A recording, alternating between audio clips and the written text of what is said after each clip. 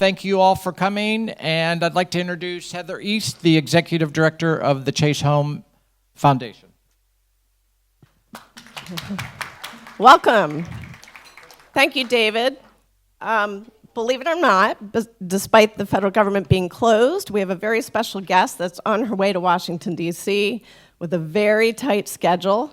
But given our topic on affordable housing, she thought it was really important to come here and welcome everybody.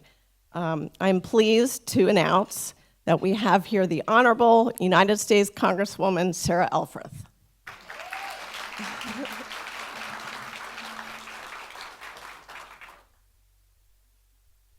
Thank you so much, Heather, and thank you everybody for being here early on a Wednesday morning to discuss an incredibly important topic, not just for our community, but I got to tell you, my colleagues in Congress, on a bipartisan basis, all agree that affordable housing, or just housing affordability generally, is an imperative issue that we have to tackle. I'm going to just address the elephant in the room, which is the government shutdown. We're in day 22, and I was just telling my friend Tim that I really just want to do my job. I really just want to be able to bring people together, be able to negotiate a bipartisan budget that is in the best interest of the American people and reopen this government. That's what I am focused on. That's why I'm still going to Washington every day, despite only a few other members in Washington. We're scattered across the country right now.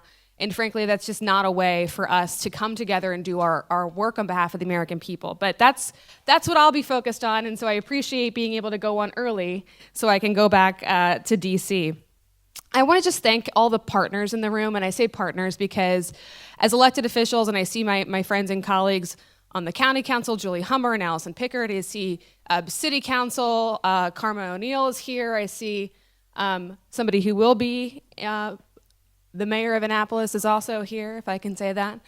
Jared Littman is here. I say partners in this work because whether I was in the state Senate for 6 years as an appropriator and now that I'm in Congress, we can't meet the moment that is required of all of us to tackle this housing crisis at the federal, state, local, or municipal level alone. We all have to pull together and work together to achieve that goal. And so thank you to the partners outside of elected officials who make that happen, who bring us opportunities, bring us ideas to meet this moment.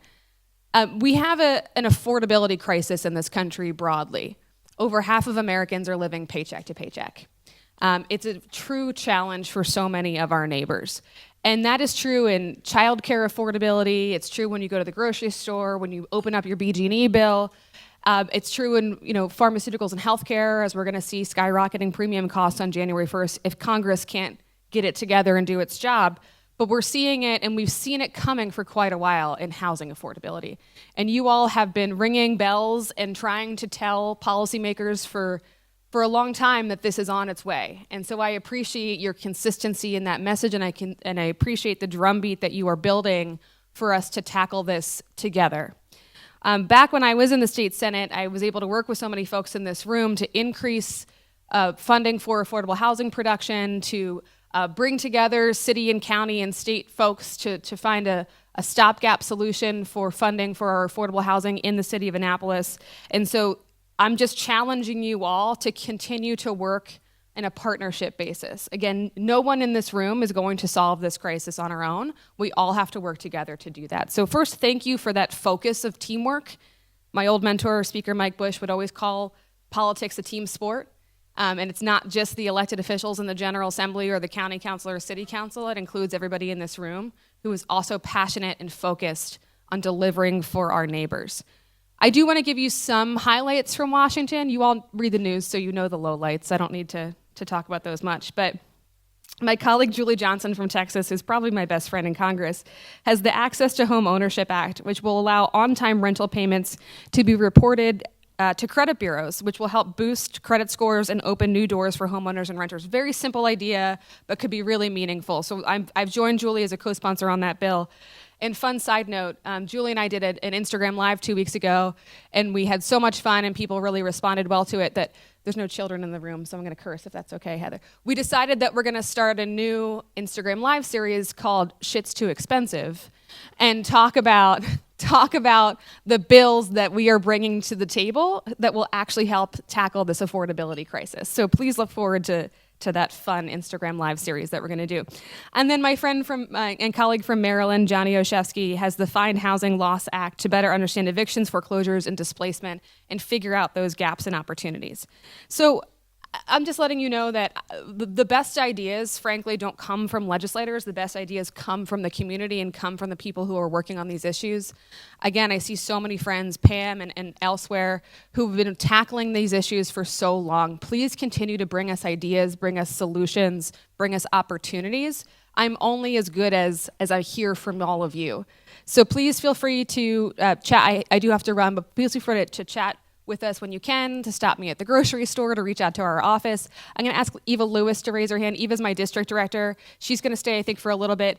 So grab her card. If you have meaningful solutions to the policy problems, you can bring me problems, but frankly, we know them all, and it's quite a depressing time in the country already. So please bring me solutions on how we can actually solve these problems together.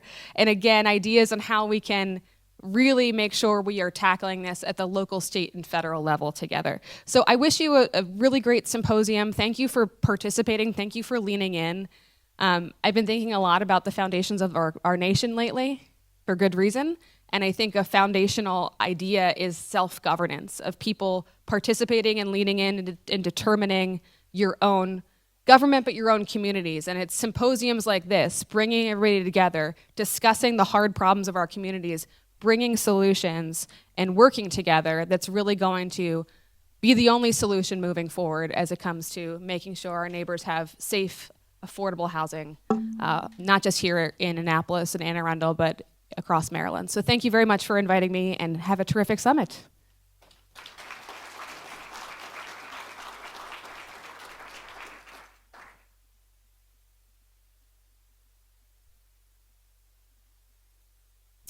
So a couple weeks ago, I was able to participate with the National Low Income Housing Coalition to meet Senator Van Hollen and his team, and he shared his Road to Housing Act. But we were able to share with him the importance of HUD funding and not cutting funding for our homeless service providers, our housing authorities, and our affordable housing developers. He could not be here with us today, but he did send a video that we're going to run right now. Hi, I'm Chris Van Hollen, and I'm proud to represent our great state of Maryland in the United States Senate. I want to salute the organizers of this symposium and everyone who's participating in the effort to expand affordable housing in Anne Arundel County. As you all know, a house is much more than four walls and a roof.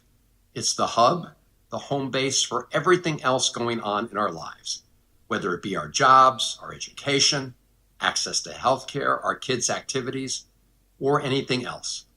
If we want families to have economic security and opportunity, they need an affordable place to live. But right now, we're experiencing a big shortage of affordable housing in Maryland, Anne Arundel County, and of course across the country. In Anne Arundel County, nearly 50% of renters are cost burdened, meaning they spend more than 30% of their income on rent. And we know from Secretary Jake Day's assessment that we have a statewide shortage of more than 275,000 affordable homes for renters earning below 80% of area median income. Right now, there's simply not enough affordable housing in our state or in Anne Arundel County. I know that you are up to the challenge of finding ways to close that gap, and I'm proud to be your partner as we work to make that happen. As a member of the Senate Committee on Banking, Housing, and Urban Affairs, I'm working to make more housing more affordable for every American. Just a few weeks ago, the Senate passed a bipartisan initiative called the Road to Housing Act, which includes a variety of critical reforms, such as expanding the Community Development Block Grant to include more uses for housing, encouraging more zoning reforms to boost the supply of housing, and a number of pilot programs that aim to boost overall housing supply. This package also includes two bills I authored to make it easier for veterans to access VA loans, ensuring that those who served our nation have access to the tools they need to secure more affordable housing. We still need to get that bill passed out of the House of Representatives. This progress is important, but the work you do at the local and state level is often where the greatest difference can be made. That's why it's so important that we keep forging ahead together, and why, as this year's theme sums up so well, we must build partnerships, establish community, and create solutions. I'm glad that today you're gathered to do that important work. I can't close without saying that I'm doing everything I can to reopen the federal government and stop proposed cuts to the Department of Housing and Urban Development. We need to preserve vital programs like the continuum of care, shelter resources, vouchers for renters, and funding for new projects. I've now voted seven times to reopen the government without giving President Trump a blank check and while preventing a huge spike in healthcare costs for Americans. Let's hope we can resolve the current impasse, open the federal government, prevent a big hike in healthcare costs, and get on with the work of ensuring that every family can enjoy affordable, high-quality housing and all the benefits that come from that. Thank you for being part of that great mission. Take care. And we're honored that he created that video for us. David just shared with me that we're ahead of time, so I'm going to add to my discussion, but feel free to grab another coffee or Danish if you like. I just want to mention Chase Home. I don't know if you know much about us, but we're a 501c3 private foundation. We do advocacy work. We do targeted funding with our programs like eviction prevention and rehousing relief. And we partner with Benevolence Coalition and the Homeless Coalition and the Affordable Housing Coalition. I'm the executive director. I'm also a board member of the Anne Arundel Affordable Housing Coalition and a board member of the Annapolis and Anne Arundel Homelessness Coalition. We have a new format this year for those of us who have been with us the first and second year. We actually have 2 panel sessions that are very long. They're an hour and a half each. We wanted to dig deep and keep it real. We have a lot of data to back it up. We also wanted audience participation. So we have a Q&A. In your program, you'll see a QR code that you can scan if you want to ask a question in real time.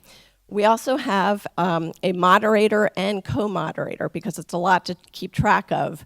But they're going to chime in as well because they are experts in the field. And we're thrilled to have them here. And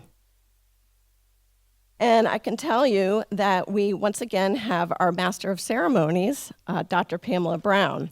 A couple weeks ago, I was able to participate in the Community Foundation of Anne Arundel County's Poverty Amidst Plenty report. I was very familiar with the report of 5 years ago, and I felt that listening to the report and looking at the findings, it was really important for this audience to better understand those who are most vulnerable in our county. So with that, I asked Pam to not only be the MC for the day, but also to share some of her slides from the speech. And I think it's really important. I can tell you that some of the findings were really stunning. Some of the data that's not in there that she shared. One was on any given day in Anne Arundel County, in the school system, the number of homeless children that are in the system could be as many as 1,400 in a day. And that was astounding to me. We do partner with Anne Arundel County Partnership for Children, Youth, and Family.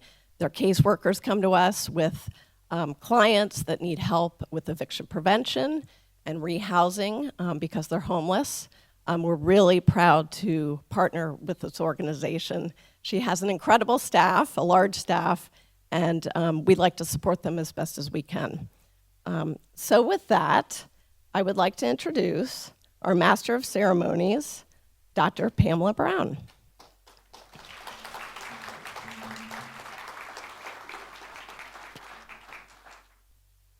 Good morning, everyone. It's always delightful to be at this conference and to see so many people who care about the things I care about.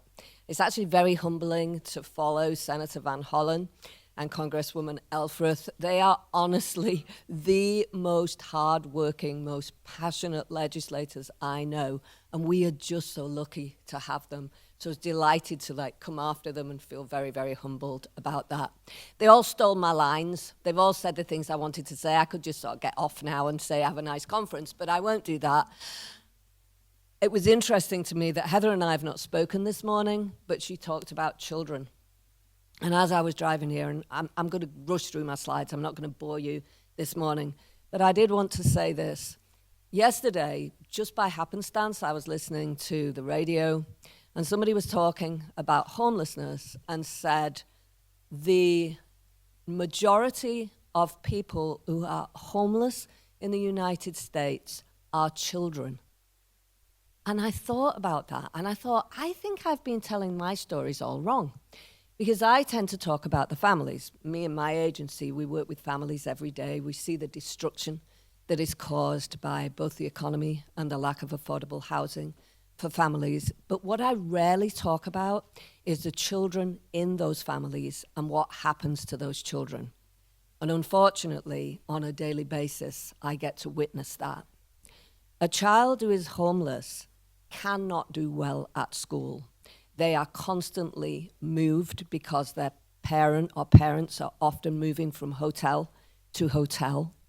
Food is usually an issue, and we all know that hungry children can't learn. And then there's the shame of homelessness. Many of our children live in hotels. We don't have a good, accurate number of that. Many of them live in hotels and they move. They tend to move from hotel to hotel. Because of the McKinney-Vento Act, children get bused to their home school. It's a very kind thing that they don't want to move children, so they bus them. But for the children, they have the shame of being picked up at the hotel, so everybody on the bus knows they don't have a home. Homelessness is an ACE. It's an adverse childhood experience. Those children are already suffering from a whole set of economic and social issues, and then we add homelessness to that. For most families, it's temporary, but it tends to re-happen because they are families on the edge. And that's what I'm going to talk about this morning. But frankly, as a nation, that we can say that the majority of our homeless population is children, we really should be ashamed about that. And I hope that that drives everyone this morning, whether you're a developer or someone who offers services as I do, and everyone in between. If you can't think of anything else, we really need to think about the kids. And they are the same kids that drag around their belongings in plastic bags from place to place, in places that frankly no one should live in, that have roaches, that have bed bugs, because all of the hotels are not good places for anybody to live. So I'd like you to think about that as we go through this day. So you all know I write this needs assessment every 3 years. I want to make it clear to you, it's a snapshot, guys. It's just what I learn in a year of looking at data, so all of the secondary data, some of it good, some of it not so good, but also all the people I talked to. And this time I talked to 170 people, including some homeless families and their children. I had a fantastic focus group with Hispanic youth. I came away from that so humbled. I cannot tell you, their hope and optimism, given where we are, was quite astonishing. So about 180 people, everybody from the top of the tree in Anne Arundel County all the way down to people in public housing, basically just listening to them and what's going on in their lives, and then putting it all together with the data. And that's what makes up the 120-page report of Poverty Amidst Plenty, which you can get from the Community Foundation website or ours, Partnership for Children, Youth and Families. I'm just going to go through a few slides. This first one is around estimated annual income. You know I've talked about this loads. The problem with Anne Arundel County and many counties is that the gap between rich and poor continues to grow. Now, if you're rich, you probably think, well, it's not a problem. Well, it is a problem because economically, it really isn't good to have that sort of gap. It's much better if you have a more even spread of wealth. Because if you have an even spread of wealth, then people at all ends of the economy are spending money, which is what keeps our economy going, right? I mean, I don't need to be an economist. This stuff's simple. Unfortunately, we still have those above the 200,000, growing much more quickly than the ones at 25,000 and below. Imagine living in Anne Arundel County on $25,000. They are not going down so fast. So that shows you the gap. If you look at race and ethnicity, I always point these out. There is still a gap. There is a gap for African Americans and Hispanics. We continue to talk about that. That gap still exists. That's based on old historical systems and policies that have created that and that we all should be paying attention to. Poverty, it looks better. Do you know why it looks better? Because during the pandemic, we had loads of federal money and we actually decreased child poverty. So before you start waving flags and saying, oh, it's really good when we spend less, it's actually not at all. It's much better when we really understand what's causing the issues in our economy and we spend federal money to fix it. And we see child poverty is now going up again because all those federal funds have gone away. And again, you see the difference by race and ethnicity. African Americans far more likely to be in poverty. Hispanics, a growing number, far more likely to be in poverty. Those racial and ethnic issues continue. Let's talk about the ALICE population, because we all should be really concerned about them. These are the people who are just at the threshold that every day they struggle to make it.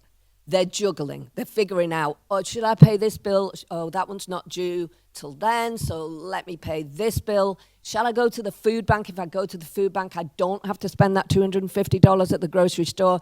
I can put that $250 to the rent.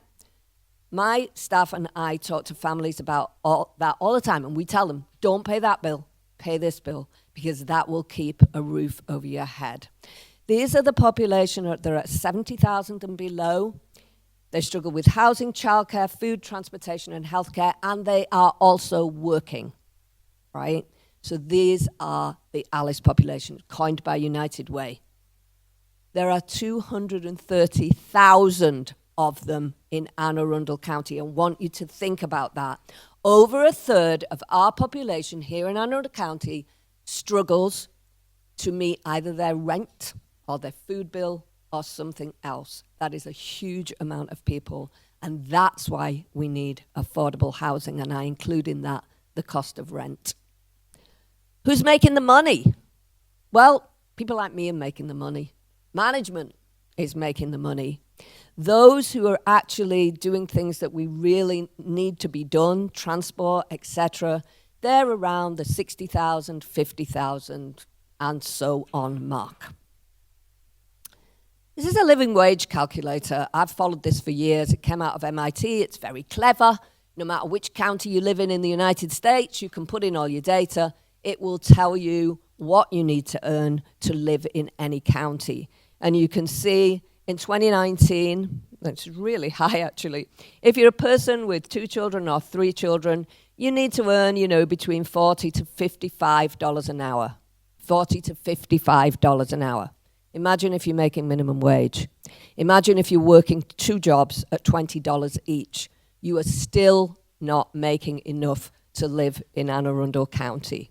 And then you look at 2024, and up it's gone. Now you need to make $73 an hour if you've got 3 children to live in Anne Arundel County. And you can look at all the different ways they cut it, by 1 child, by 2 child, by 2 parents working, etc. So this is all in the report.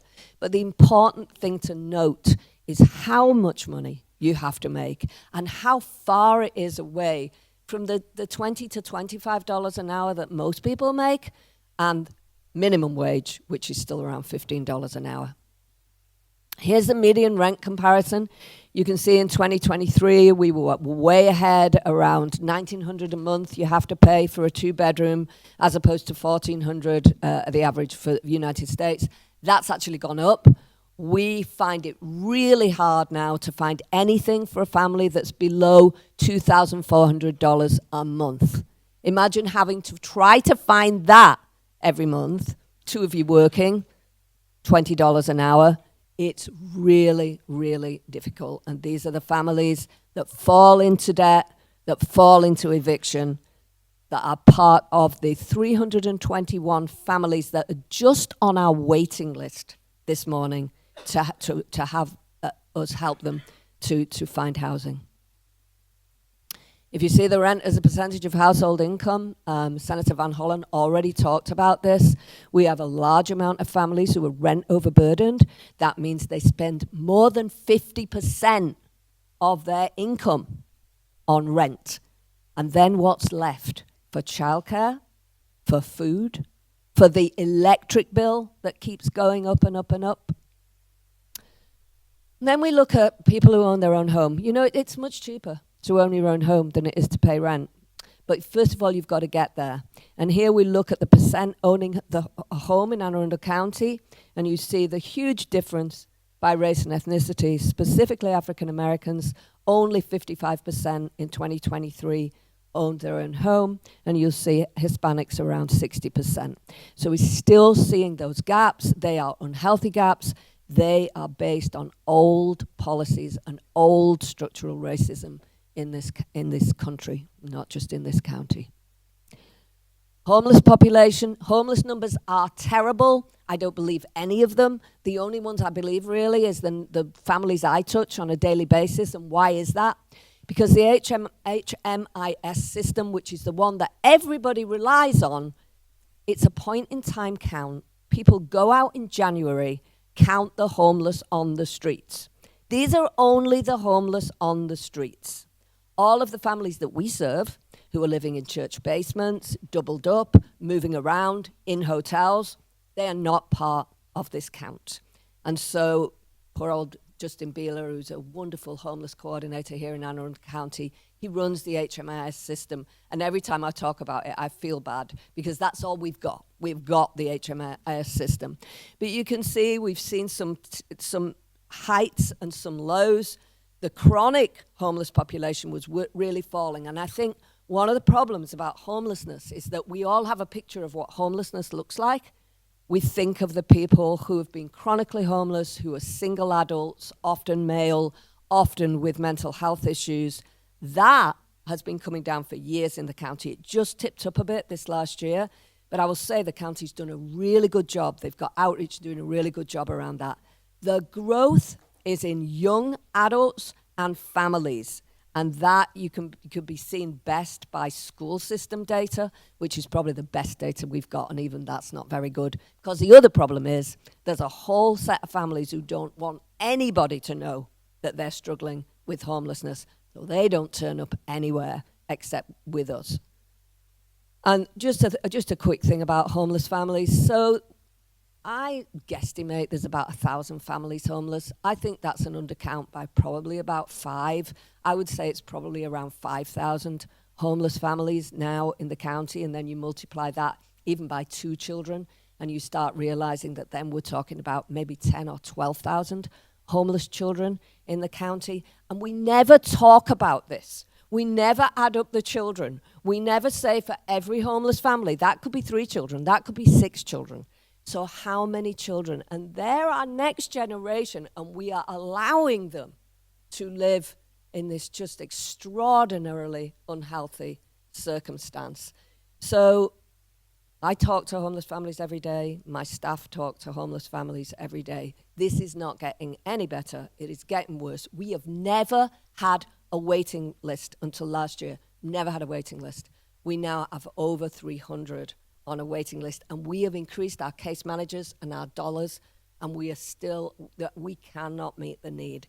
It's got to happen at the other end.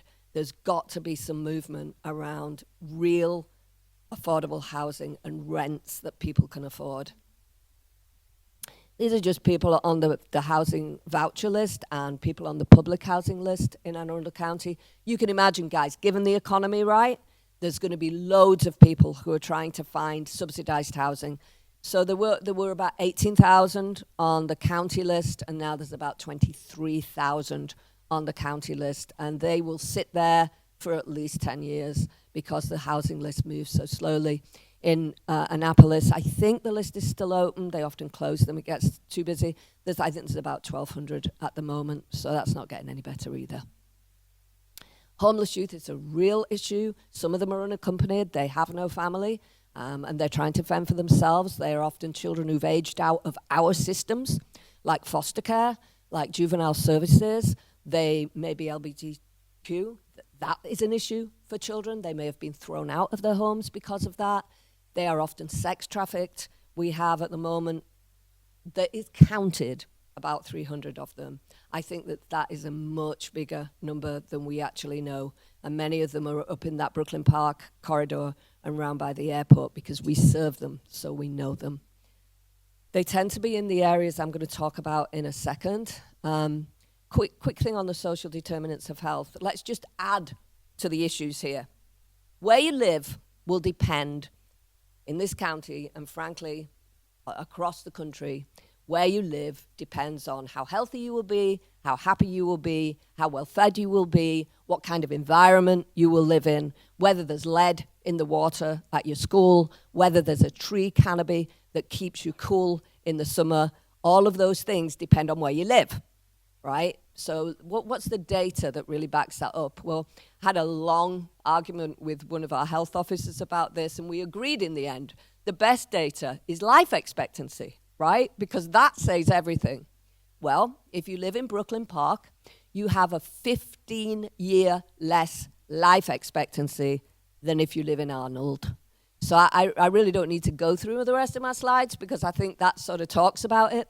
But here's all of the maps that I've done over the last, I started this in 2009, looking at all of the issues, both geographically and by color, related to what we call the social determinants of health. And it doesn't matter what you look at. If you look at infant mortality, if you look at school readiness, I actually have a tree canopy map. Thank you to our planners for doing that. I have a lead in the water map. Thanks actually to the school system for doing that. The number of emergency room visits, whether you have health insurance, and on and on and on. And I can map all of that and tell you that there are areas in this county where life expectancy, health, success in school, success in a job, etc. Internet access, I can map that. I can tell you that Brooklyn Park hits the bell for lack of internet access and lack of computers, even if you do have internet access. So it doesn't matter. Transportation is another. You see, I'm doing it. I said I wasn't doing it. Transportation. There are areas in our county where 2/3 of the people don't have a reliable car and have to get to work. And remember about that $70 an hour you have to make to be successful if you've got children in Anne Arundel County. The three big needs in the county have stayed unchanged since I started doing this in 2009. Transportation continues to be a problem. We have a very creative transportation director now who's doing some really neat things, including making all fares free, which I'm not sure even now people realize that the county have made all fares free. It's a really good deal for people who have no money, who are making $20 an hour and remember what they have to make and they've got an unreliable car. That's a big deal. And we've added routes, but there's still a long way to go. I don't know. Affordable housing, guys, this is the third one I've been at, and I know it's a national issue, but we have to dig in. I mean, Congresswoman Elfreth is exactly right. It is a great big stone pushed uphill, but it is not unsurmountable. And if you get fed up and tired like I do on a daily basis, think of the children, because it's just, we should be ashamed. We should be ashamed that we have children who are homeless, living in hotels, living in creaky basements. Came across a family who were living in a hardware store. There just happened to be a shower in this hardware store, and they'd figured it out, but they'd been there for 6 months by the time we'd found them. So I want you to think about things like that. Childcare, obviously, is the third one. It keeps going up. We don't have a good model. Reminder to everybody, we have a statewide childcare summit that grew out of our work in Anne Arundel County. The county executive, Pittman, will be hosting on November the 3rd. It's virtual. It's off our website. So please, if you're interested at all in solutions for childcare, we've got some very heavy hitters coming to that, really talking about what can we do because we're bleeding childcare. So with that, I've probably talked too long, and Heather's probably about to get the stage hook and drag me off. And I hope I haven't depressed you all. What I hope I've done is gird you on like I'm girded on a daily basis, because in the end, we're all human beings. And what unites us, I believe, is our absolute commitment to making sure all of us are okay, and especially our children. So with that, thank you very much, and thanks for being here, and thanks for caring. Thanks very much.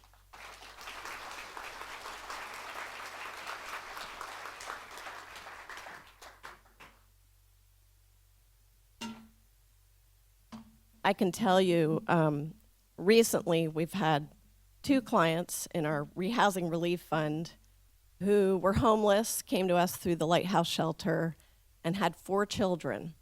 And they were in need of security deposit because they both were on a waiting list for subsidized housing and have vouchers, which is discounted, the monthly rent, but the security deposit is due in full. So that's what we've been doing a lot, is paying the full security deposit. So I've been remiss in not acknowledging our sponsors. If you look around the room, we do have ribbons that have representatives of our sponsors here today.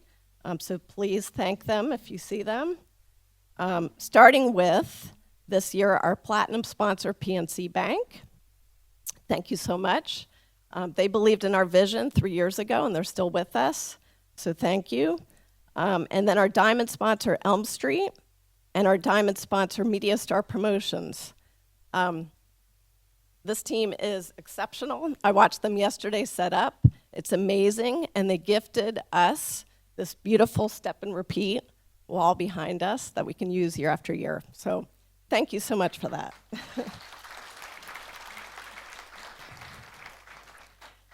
Gold sponsors, one of our partners, Arundel Community Development Services, Fellow, FHL Bank Atlanta, the Housing Commission of Anne Arundel County, Maryland Department of Housing and Community Development, Rosenberg Martin Greenberg, Severn Company, Wedding Turner.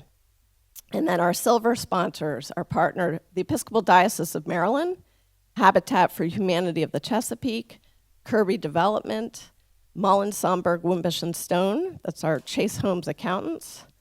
And then we have bronze sponsors, Harkins Builders, Homes for America, Maryland Legal Aid, Southway Builders, Michael Crichton, and Osprey.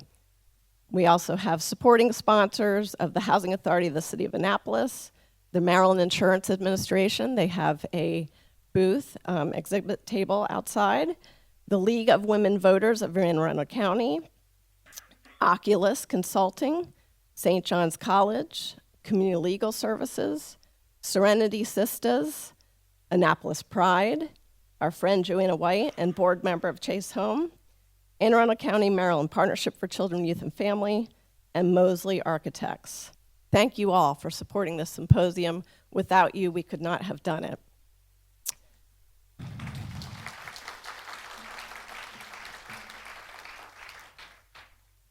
I also want to recognize our symposium team, which, believe it or not, starts probably 6 months ago. We sat down with Clifton Martin, and he was the ex-commissioner of the Housing Commission of Anne Arundel County. He started with us 3 years ago as well and has been really kind of a great advisor. We knew we wanted to change up things this year. He had some great thoughts. He had a great recommendation in a moderator, Georgi Banna, who is really exceptional, and I think you're going to enjoy later today. So I do want to recognize Clifton Martin. I also want to recognize David Michaels, who works for me as the program and outreach manager. He is really did a lot to make this event successful. And then our students. We have 2 St. John's Work Study students who are seniors, Farron and Emerson. Thank you so much. They did a lot. They did the badges, you name it. So thank you so much.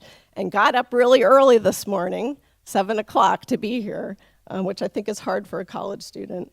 Again, thank you, Pam Brown, our MC for the day, moderators Georgi Banna and Janssen Evelyn, our sponsors, our Chase Home Board of Trustees. Hopefully you were able to meet them. They were part of the meet and greet crew. Our symposium event day volunteers, and of course the Crown Plaza Annapolis Hotel staff. So thank you all. We are running ahead of time, so I encourage you all to use the restrooms if you need, or grab another coffee and a muffin, and soon we are going to be beginning with panel 1, which is going to be kind of looking the top-down federal level at some of the affordable housing issues that trickle down to the state and local level.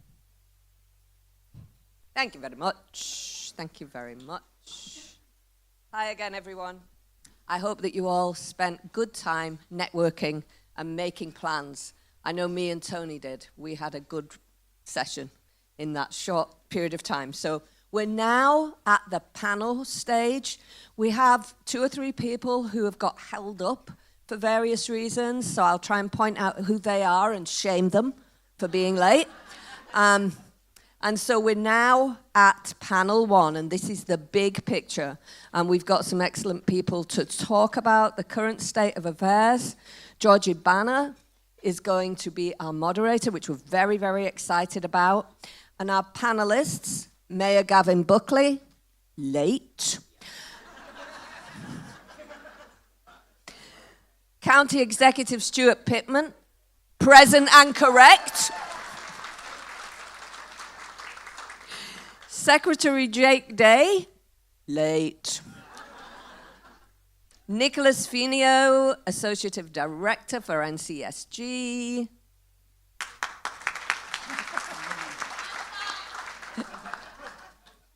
I'm glad we're starting this with levity. Willy Moore with Southway Builders. I think, and Janssen, Evelyn, late. And so they're going to talk about the big picture, about zoning, land availability, long-term affordable housing developments. It's a very exciting panel, and thank you very much, guys, for being here. Thank you, Pam. Thank you, everyone. Welcome. It's a great opportunity, great panelists. Again, as our latecomers come in, they'll come up on stage as well. We'll surprise them, and we'll have them jump right in the middle of our discussions. But again, I'm Georgi Banna. I'm with the National Association of Housing and Redevelopment Officials, NAHRO. We're a membership association of housing authorities and community development agencies. We represent about 2,500 housing authorities across the country. It's about a little over 3,000. And we're really their voice in Washington, D.C. We share information with them that's coming from the federal government mainly. There's an interesting discussion there to be had, and we'll have some of that today. And also, then we also gather information, take information back both to Congress and to HUD and to other federal agencies, relevant agencies. I also, though, am a Anne Arundel County resident. I am also a commissioner on the Anne Arundel County Housing Commission. So I do see it from both perspectives. I'm really excited. I've been to the last 2 convenings of this symposium. I'm really happy now to be involved as a moderator. So it's really, really exciting on that side. I do want to go and have each of our panelists, though, give a little bit of an introduction of themselves, give a couple of highlights, and then we'll really get into some conversation. I know we have a few slides as well to kind of set the stage for this conversation that we'll have today. There is a second, just for logistics purposes, there is a second panel. We'll talk a little bit more local and a little bit more programmatic piece. Here we really are going to look at that connection between intergovernmental leadership and looking how to scale those solutions with partnerships between federal government, state, county, city, and the private sector as well. So we have a great panel for that. But with that, we're going to pivot and hand it off to our panelists to give a little introduction, and we'll set the stage for our conversation. With that, I'll start with County Executive Pittman. Please. All right, thank you. And thank you for your service on the Housing Commission of Anne Arundel County. So, normally when we do these, well, first of all, thank you all for being here, because when this started, I wondered whether it was going to be able to continue, whether it would be a one-shot deal or a two-shot deal, and whether it would dwindle. And the fact that this room is packed, I don't think you could fit any more people in here. Give yourselves a hand, please, really. It's, which means that we understand we haven't solved the problem yet. Duh. Okay. So, and normally, I would get up here and brag about all the things that we've done. I'm not going to do that. Hopefully, you can look some of that up. I may mention some of the things that have been done. I mean, we have some things to be proud of in this county from where we were back, 8-10 years ago. But I am frustrated because the problem is worse than it was when we started, even though we've been doing things. And some of those things are regulatory, some of those things have to do with funding. I will want to get into, not right now, but I will want to get into the money that the county puts into subsidized housing costs for people and the different sources of that money, and about the fact that it's a drop in the bucket compared to what we spend on other things. And maybe get into some of the things about the fact that Anne Arundel County is a place that a lot of folks want to be. It's sort of like if you were Martha's Vineyard, where everybody wants to build a really nice house because it's a beautiful place and there's a lot of money to be made building those houses, but there ain't nowhere for the workforce to live. And we're getting more and more and more like that. And so we have to really be creative and I think insistent that when we talk about our needs, we talk about the needs of the people who can't afford what is being built now. And there isn't really a housing crisis for rich people. You can move anywhere, you can find a house, right? You got a lot of choice. And there are a lot of people moving around. Our borders are open. And when we built on Riva Road, we thought, wow, all that density, we're finally, cracking the code and we're gonna get some affordable apartments here. And the rents are really, really high. And I would be fascinated to know who's moving into them. I don't think it's our teachers. I don't think it's our workforce. And I want to know where they're coming from. So I'm in a stage, with a year left, where I'm looking back and thinking, God, I wish we'd done this. I wish we'd done that. But at the same time, I understand that there's politics involved in all of this. All right, welcome Secretary Jake Day. He's going to have all the solutions. That's what happens when you show up a few minutes late, right? Right. So I'll just stop with that as the context for, that's my mood coming in here. And as I was, this morning when I got up, I started, with my first 2 cups of cappuccino, I started thinking about all the things we've missed. But the good news, I think, is that politically, it's really bad politics now to be against affordable housing. So many people understand that it's the issue, the crisis of our time, and that everything depends on our ability to build it and to even subsidize it so that people can actually afford it. So I am optimistic, even though I'm frustrated as hell. Thank you, Executive. We're just doing introductions, but we'll give you a moment to catch your breath, Secretary Day. Willy, please jump in. Good morning, everybody. I'm Willy Moore, President of Southway Builders. We are general contractors, been in business for 34 years. Our first project was a LIHTC deal, and we've been doing LIHTC affordable projects ever since. We get another. There we go. Very good morning. Morning, Janssen. Good morning. Your boss is here, Janssen. I won't ask where you were.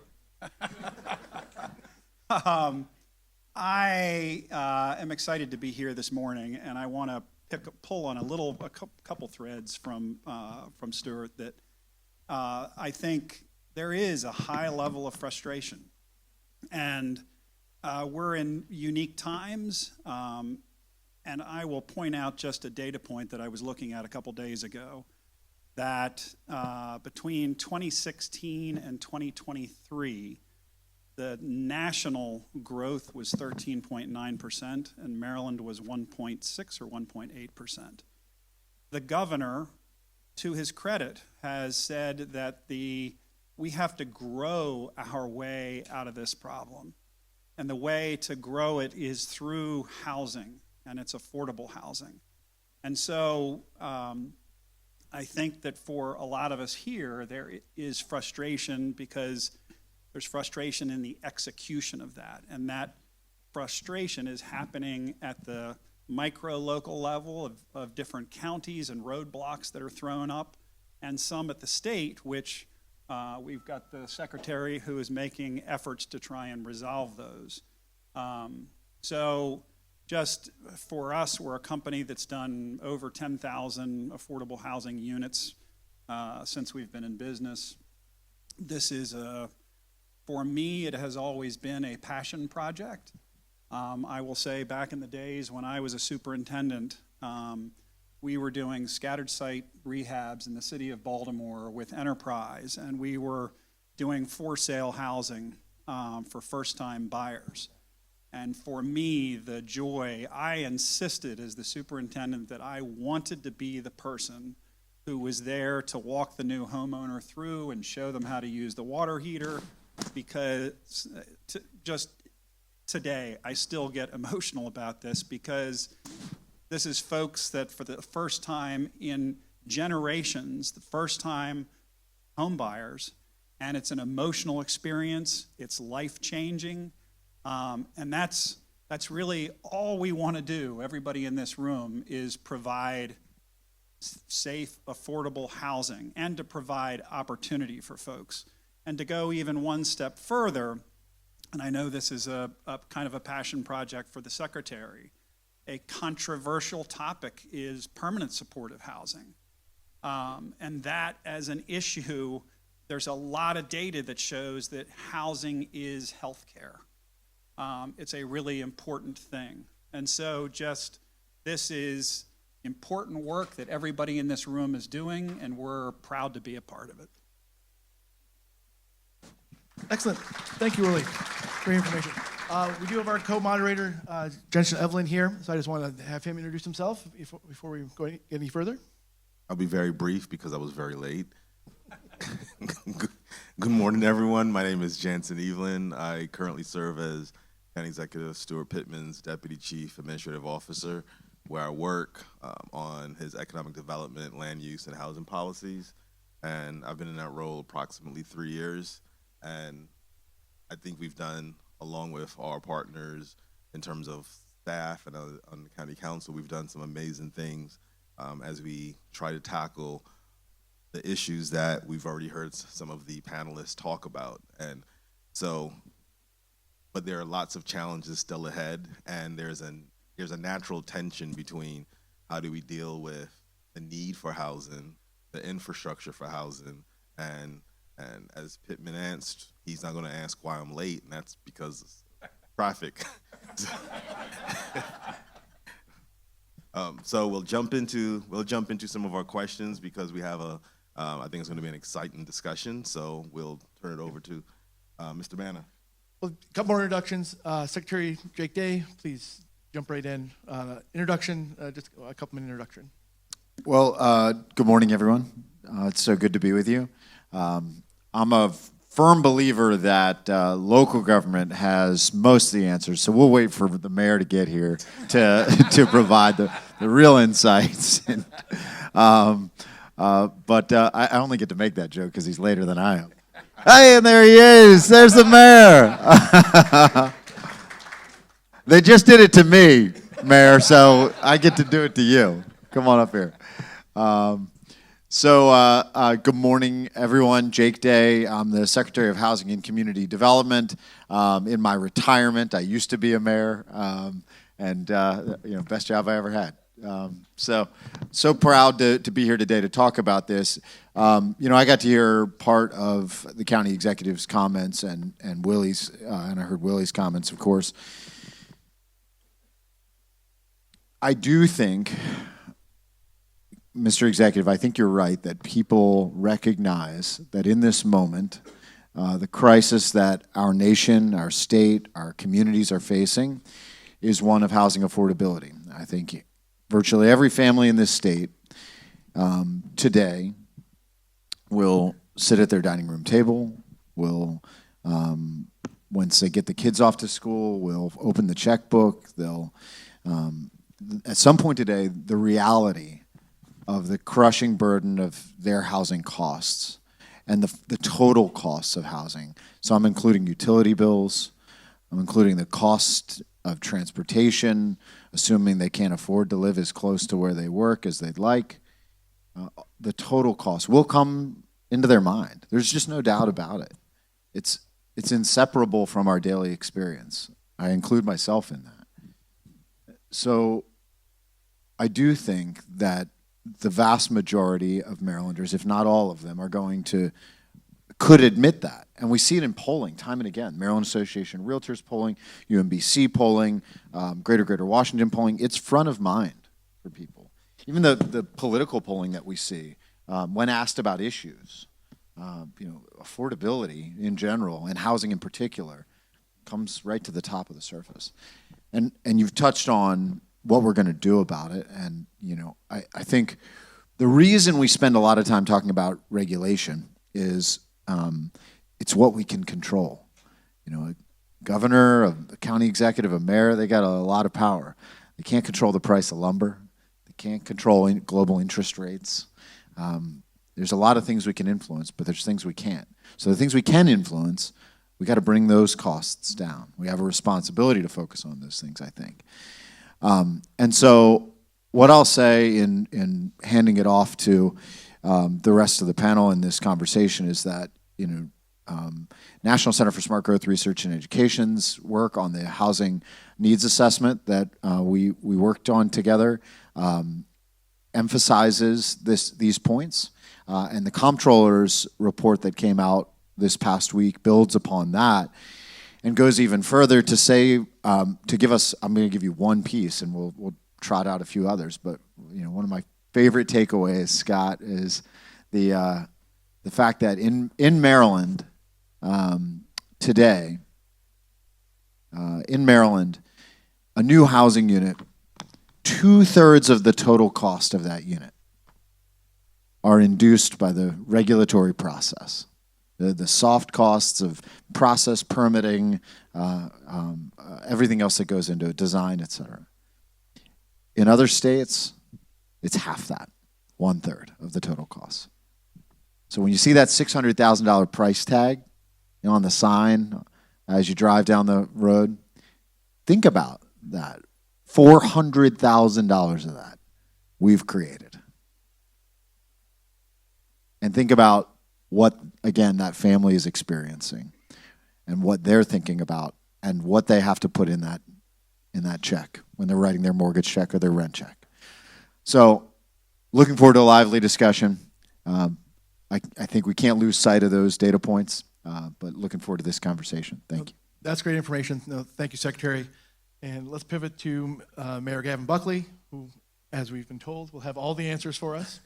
But please, just a quick introduction. Well, I'm going to confess I rode my bike to the Graduate Hotel on West Street. Lucky, Annapolis is 8 square miles, is as close to a 10-minute city as you can get in the region. So I managed to get across town in a pretty rapid fashion. I wanted to talk about being able to, the walkability of Annapolis sort of, and what potential that we have in this city. But I'm here today because I think we have to recognize that local government has to be part of the solution.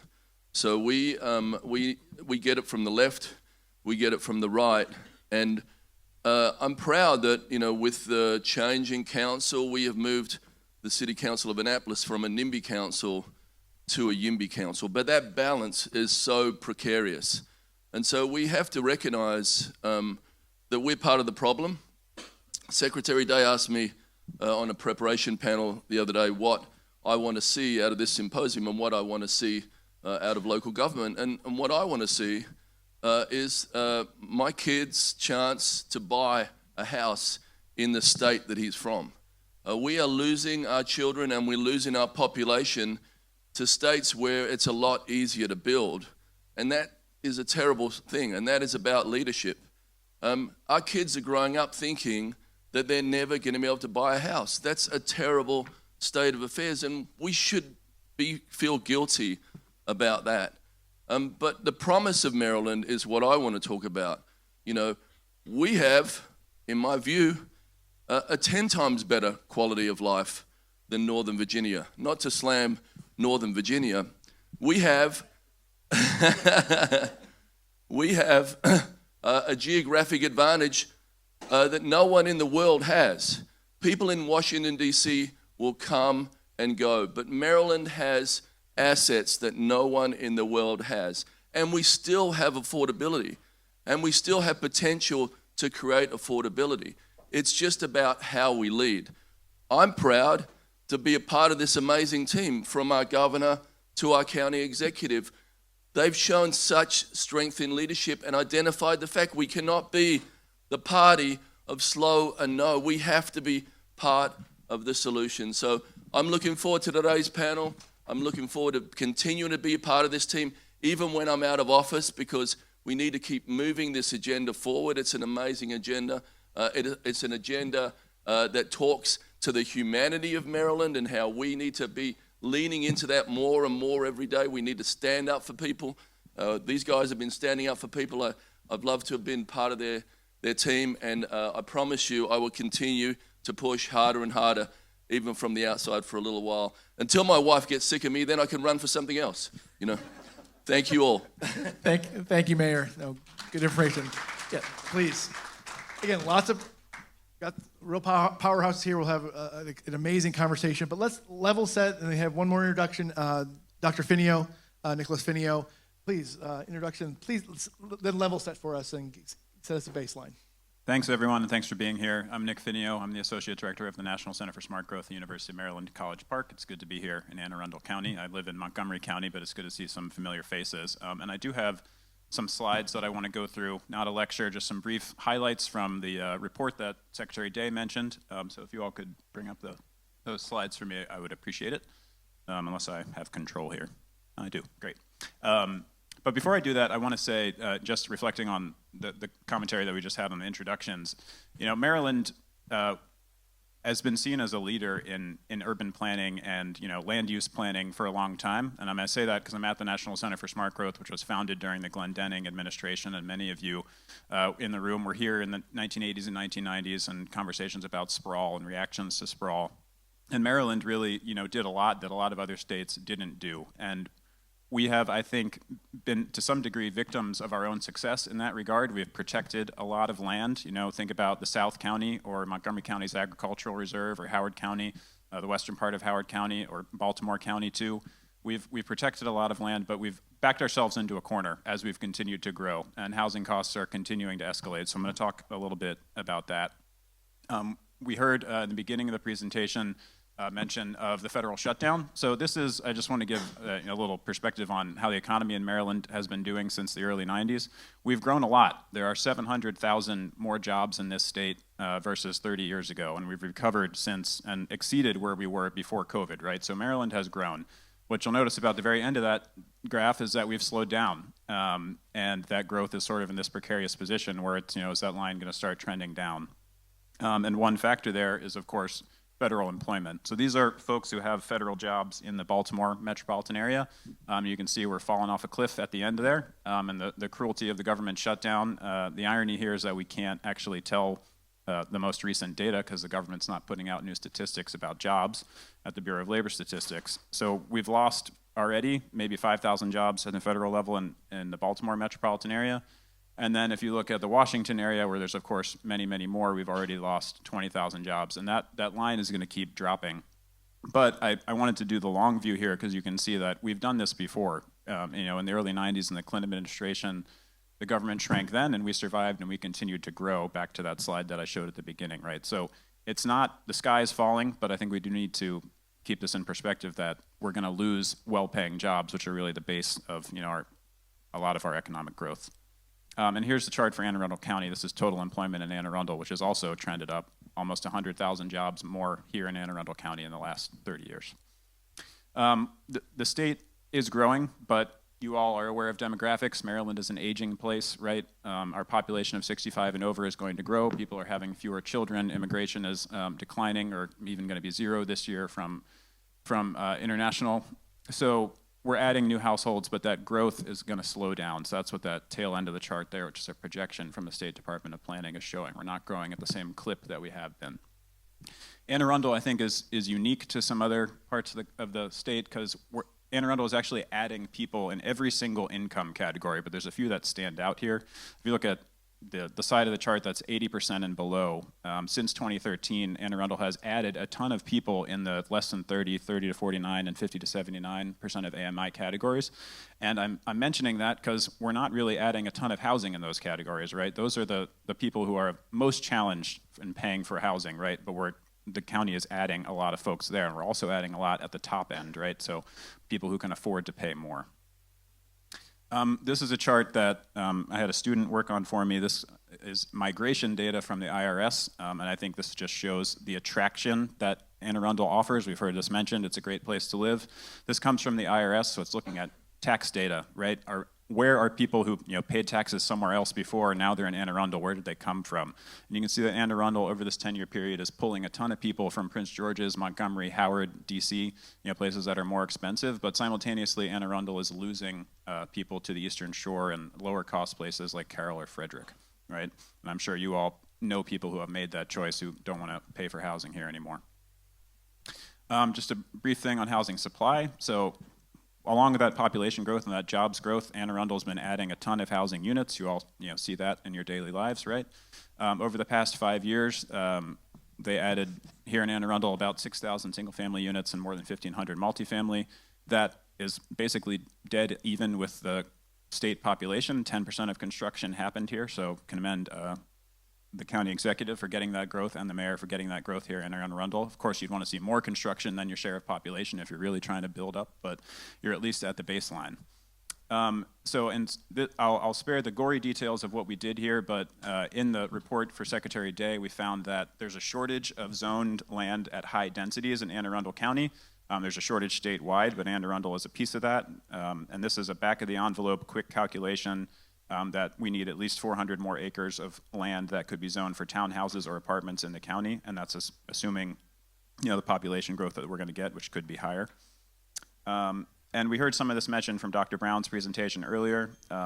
We have 47% of renter households here are cost burdened. That shares higher for minority groups. It's even higher for seniors. If you're a senior and you're a renter in Anne Arundel or in Maryland, you're going to have a challenging time affording housing. I'm sure you all know that. These are some statistics about what those housing gaps are. There are just simply not enough homes available for people, especially in the 30% of AMI and below. Just going to breeze through these here at the end. One thing that hasn't been mentioned yet is the burden of this housing crisis on disabled folks. More than a third of our our 0 to 30% of income households have a disabled family member in their household, right? So that's someone that has to be taken care of as an additional expense burden on the household, in addition to the housing costs when incomes are very low. So that's something we need to keep in mind with our conversations today. And this chart got a little messed up, but I think this one was a big finding for us. If you go back to the year 2000, 70% of households in Anne Arundel County could afford to buy a home at the median price. And in 2022, that had dipped all the way down to 58%. And if I were to update this chart for 2025, it'd be going further down, right? So, a huge chunk of the county, households in the county, simply, homeownership is off the table, right? Which is a shame for those individual households, but it puts an additional burden on folks who are renting, right? Because now those people who would have bought a house are going to be in the rental market, right? And then they're going to increase rental prices, and the people at the bottom end are going to have to pay even more. And there's just a little chart about the owner gap. But if you have any questions about data or the report or Anne Arundel County generally, we're happy to help out at the university. So just setting the stage for conversation today. Thank you, Dr. Finio. Excellent information.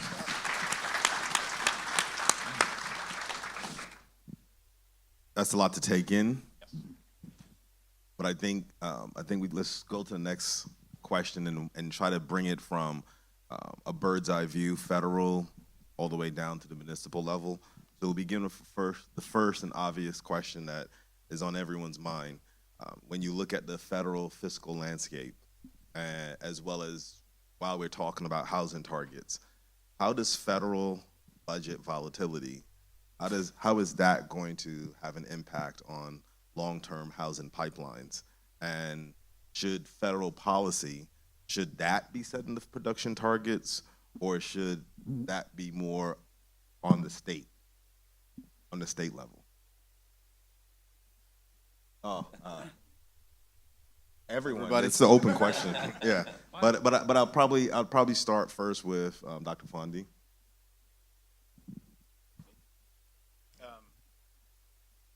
I think Maryland's got to focus on what it can control, right? And we, federal spending to some degree is out of our control. And I think you saw the charts that I showed with employment, and the state's going to have to react. But I don't think we get held hostage by what the federal government's doing. We've got to move forward, just to put it simply.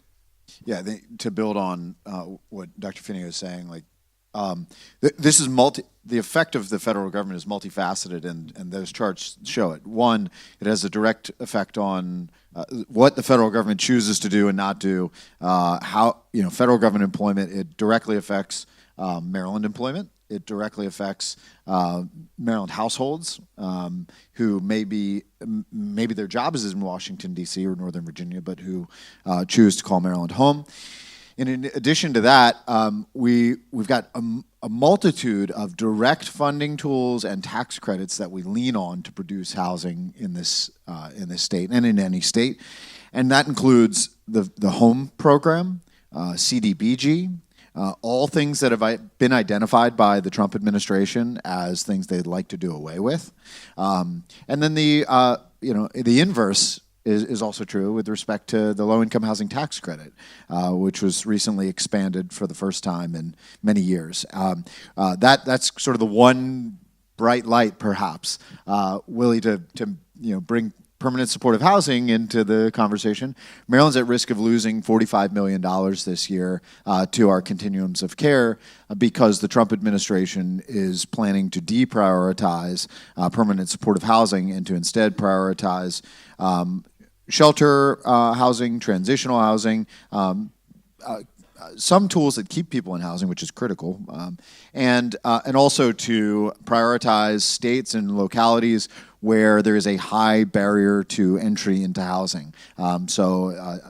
Requiring sobriety, for example, and I would ask any of us to define what that means. We had a conversation at the Maryland Interagency Council on Homelessness yesterday, and does that mean I have to abstain from drinking if I'm an adult? Just out of curiosity. I mean, what does that mean? The point is we have no idea, and what we do know is Maryland, where housing first is the way we attempt to do business. We prioritize permanent supportive housing. It does mean we're likely to lose $45 million of funding toward permanent supportive housing. And what that means is the people who can least get themselves into stability are least likely to be able to self-sustain are going to be on the street again, guaranteed. And that's the most expensive way we can solve homelessness is through other means, such as a pair of handcuffs, a squad car, emergency departments at the hospital. So we have a number of serious burdens coming out of the decisions of the federal government. So the other thing that I would add to this is every deal, every affordable housing deal, it starts with a pro forma. The math has to make sense. And I think back for all of the cost run-ups that we experienced after COVID, and kind of at the turn of the year, at the beginning of the calendar year, it felt like things were starting to move, that the performance were starting to make sense. And then what happened is the tariff conversations. And financial markets like consistency. And there is no consistency right now. It's like somebody's on a light switch. It's on, it's off. It's on, it's off. And going from tariffs at 125% to products in China to we've got 50% tariffs on Canadian lumber. There are, I don't think anybody in this room can predict what's going to be next 2 weeks from now, 2 months from now, or anything else. And it is frustrating for all of us because there is no way to predict what's coming next. And these are meaningful costs to projects. These kind of projects are really difficult. It takes multiple layers of financing to make them work. And when you have a 50% tariff on steel, it's understanding, and I'll just use random numbers that have nothing to do with real markets, but if U.S. steel costs $100 per metric piece, and foreign steel is $98. It's cheaper. We put a 50% tariff on that foreign steel. U.S. Steel doesn't continue selling for 100, it goes to 140 because they can still be cheaper than the foreign steel and the prices go up. So it's just, it's not helpful, so from a federal policy perspective. So the first part of your question was, should it be the federal government? And of course it should be the federal government. That the federal government did it after World War II, created housing stock for working people. Countries all around the world are doing it. They're federal governments. We did a trip to Sweden and we saw how they've done it. Not that everybody solved it completely, but, and I believe that it will happen again at the federal level eventually because candidates who, like Mamdani in New York, who say freeze the rent, or Graham Plattner in Maine, who are talking about housing affordability in a way people really get and understand, are the ones that are winning against all odds, apart from funding and all those things. So I believe that the federal government will eventually come back around. But in the meantime, in Anne Arundel County, we get $7.9 million. This is from our action plan for this fiscal year from HUD that goes through ACDS for, and we're talking home, we're talking CDBG, all the community development. We used to do nothing in the county, really. It was all federal money to support housing. Created the Housing Trust Fund. This year, we're putting in $14.5 million of county money into projects and rental assistance and homeownership counseling and eviction prevention and things like that.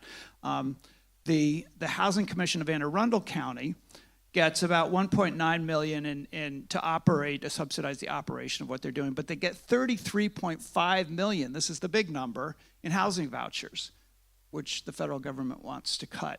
And then we get $4.9 million in LIHTC. So that's the $62 million that we're putting in to subsidize housing in Anne Arundel County right now. And so we've created the Federal Disaster Preparedness and Recovery Work Group through our Office of Emergency Management to deal with all the impacts of the federal assault on us and to protect our people. And housing is the one where the threat is the greatest in the short term, that if we lose those vouchers, we are going to have a homeless numbers like you've never seen before, and all the other programs as well. And so when we were preparing for COVID, we were literally talking about, where to quarantine people, whether we could rent large spaces, where we could put beds. So we are literally talking in Anne Arundel County about how we can house people who are being evicted for all numbers, or all kinds of reasons, economic and lack of federal funding. I think we have to keep the focus on the federal funding and the federal cuts and what they're doing to outrage people, to mobilize. But at the same time, we have to step up and we've talked at the state level. There's this question: can you fill the gap of the cuts? And the answer has to be no. You can't really. The money is literally not there. But in Anne Arundel County, when I look at what we spend on other departments of government and other kinds of services, and what we spend on housing, it's a drop in the bucket. And I would hope that in the future there will be more for housing. Much, much more. There should be $100,000 a year rather than $10,000 in the trust fund coming to housing. And look, I might have a little bit of a different perspective. I think the federal government should set the tone, but my trust would be more in the state government to manage it, because locally, what I see is, cities or local governments impeding development, right? So we layer our codes continually with more complications, and what that does is create inertia, and then we never get a chance to build in so many ways. And so if some of the government, state government policies could override some of our local policies, and the state government would be the conduit we go to. For HUD, in my experience, and we have been dealing with HUD a lot, we see HUD, even in the Democrat administration, walking away from housing. In the city of Annapolis, our housing stock, and we have considerable housing stock, is getting older, but the money is getting less. And so what do you think? We're on a collision course with a lot of our housing. I'm proud of the work that our director has done. You know, at the end of her term, we'll have nearly $500 million of investment in this 8 square miles between.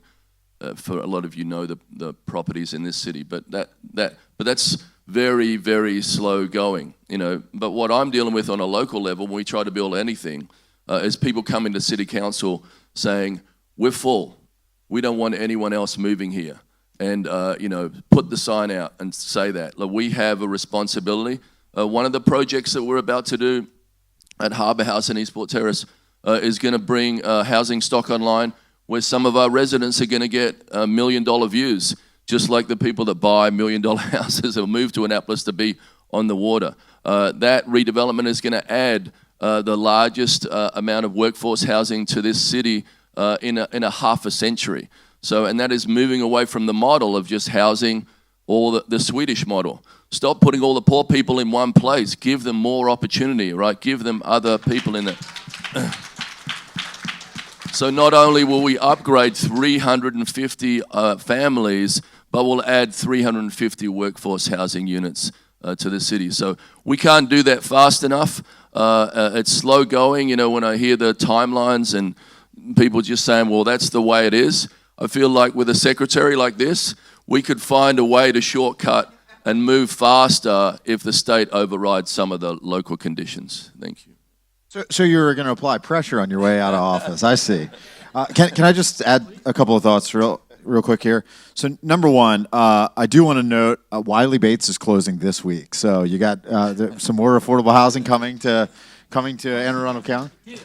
What's that? Close the deal. Not closing. No, closing the deal. Closing the deal. Going to closing. Sorry, settlement. Closing. Yeah, not closing doors. Yeah. Whew. Important clarification. Second, I really want to build on this notion, and I want to cherry pick a couple of data points if I can, Nick. I want to build on this notion about the regulatory obstacles to housing production. You've heard me say this here before. I said it last year. I'm pretty sure that the layers of obstacles that we create a barrier toward advancing projects quickly. And there's a term that the comptroller's report talks about, and she actually served it at her recent fireside chat event. The Smith Island cake effect, and that's what developers are calling it. All these layers. That it's not one policy. The book Abundance. I don't know if anybody read that. It talks about an everything bagel approach, everything bagel liberalism. We want to add a requirement that you have to add EV charging stations at your affordable housing. Yeah, we want to add a requirement that you can't have that you have to have solar on the rooftop. Yeah, we want to add a requirement that you can't have natural gas. Yeah, we want to add a requirement that it's got to be conducive to the design, and materials have to be conducive to the historic district. Yeah, all of these things are good. They're all good. But the net effect is that we have shortchanged another public policy objective that we ought to have front and center, which is that housing ought to be affordable to every single family in Maryland. And we've shot ourselves right in that foot, and we've missed the fact that it's been happening, that the policies have built, just like with the layers of cake and icing, and it's delicious, and it's all wonderful, and it's well-intentioned, but the net effect is that we can't afford housing. I also want to point out that when it comes to leadership, Anne Arundel County has been really blessed. Anne Arundel County Council, Anne Arundel County Executive, Annapolis Mayor and City Council have done a really incredible job addressing this issue. And that is why I think I would attribute, I'm not the researcher here, I'm not the professor, but I would say that is why Anne Arundel County has kept up with population growth. And most counties are not. Most counties in this state are not. And so now, do we want to do better than that? Of course we do. And we need to. That is not going to cause us to see housing prices decline. It's not going to cause us to see rents stabilize with respect to income. And so we've got more work to do. But we have been a housing leader. We have been a planning leader nationally. The smart growth movement was born in this state. Take that, Oregon. The smart growth movement was born here. And I know I've said it here before, but we got so good at telling people where they can't build. And we did it right. Man, we have done such a good job with conservation policy. We have done such a good job protecting our critical resources. We have done such a good job protecting the agricultural landscape, the largest industry in this state, by the way. But we never finished the intellectual thought, right? We never finished the thought. It's not intellectually honest because we never did anything sufficiently to change the course of the market, to correctly incentivize housing to be produced in the right places. We got it half right, and we have to finish that thought. And I think Mayor Buckley, correctly identifies how and why. So I'm a big believer in finishing that thought and saying now at this moment where housing is scarce and where housing prices are high, we have to finish the thought by incentivizing the creation of housing in the right places. You know, I recently had a conversation with a local official in a rural county who said, we can fix this housing crisis. Just let us sprawl everywhere. And that's not the term they used, but that's what they were saying. Just let us build out into the landscape and all the places that you stopped us from building. My answer is, are you kidding? That's not how we're going to solve this problem. In fact, even suggesting that undermines the placemaking efforts, the economic growth efforts, and the transportation and carbon footprint objectives that we have. It's about building in the right places. And I am confident we can get there with an acute focus on making process easier, on making government easier to work with, making development more predictable in the places where it ought to be, and in reducing some of these regulatory barriers. Yeah, no, I think that makes sense. If I could just add connect a couple dots, particularly going up to the federal level as well. I think a lot of what we're hearing is the uncertainty, particularly from the federal level down to the state, to the county, to the city. What is, it's always been a little uncertain. The budget has never, since mid-90s, 1992, 93, was the last time there was actually a HUD budget passed on time. So it's been a while where we've gotten used to that. But there is, I think, a question of, the current uncertainty of what is real, what is not, what's smoke, what's the actual fire.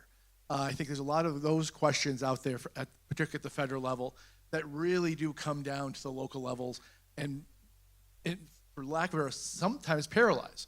We don't know what we have, what resources we have that we can take to the next step. I did want to mention a couple pieces, particularly on the voucher program that County Executive Pittman mentioned. Now we're currently in a shutdown. Congresswoman Ellers spoke about that a little bit this morning. But last year, the fiscal year 2025 funding, the voucher program actually got additional funds, even though it was a continuing resolution, which is just continue the funding from the previous year at the federal level. So continue the 2024 funding into 2025. But for the voucher program, it actually got $5 billion more funding to make sure families wouldn't have to come off the program. That was a lot of money for a program that now is over $32 billion across the country. It is actually the third largest, they call it an anomaly, because again, you're not supposed to add more money to continuing resolutions, in the entire federal government. Only Department of Defense and the VA got larger anomalies than the voucher program. So I think from the uncertainties even at the federal level between the administration, between Congress, there does seem to be a disconnect. The president's proposed budget did home, CDBG, major cuts, public housing, major cuts. Congress hasn't bought into those. In the first Trump administration, and even if there is some motion, we've seen some House and Senate appropriations bill, particularly the Senate bill, doesn't buy into that. And even though they're all three, administration, House, Senate, all Republican-led. So there is some uncertainty even amongst there. So I think we need to get past the shutdown. We need to get into actual the budget making actual appropriations and process, not do this continuing resolution component, even though arguably for housing programs, a second continuing resolution for 2026, the full year is arguably a little bit better than, maybe actually better than an actual appropriations bill, just on the technical number side of things. But that doesn't help you plan. Again, from the Housing Commission perspective, we're in a current fiscal year and we don't know how much money we're getting. They're asking us to run like a business, but we can't. We don't know where our income's coming from. We don't know where our resources are coming from.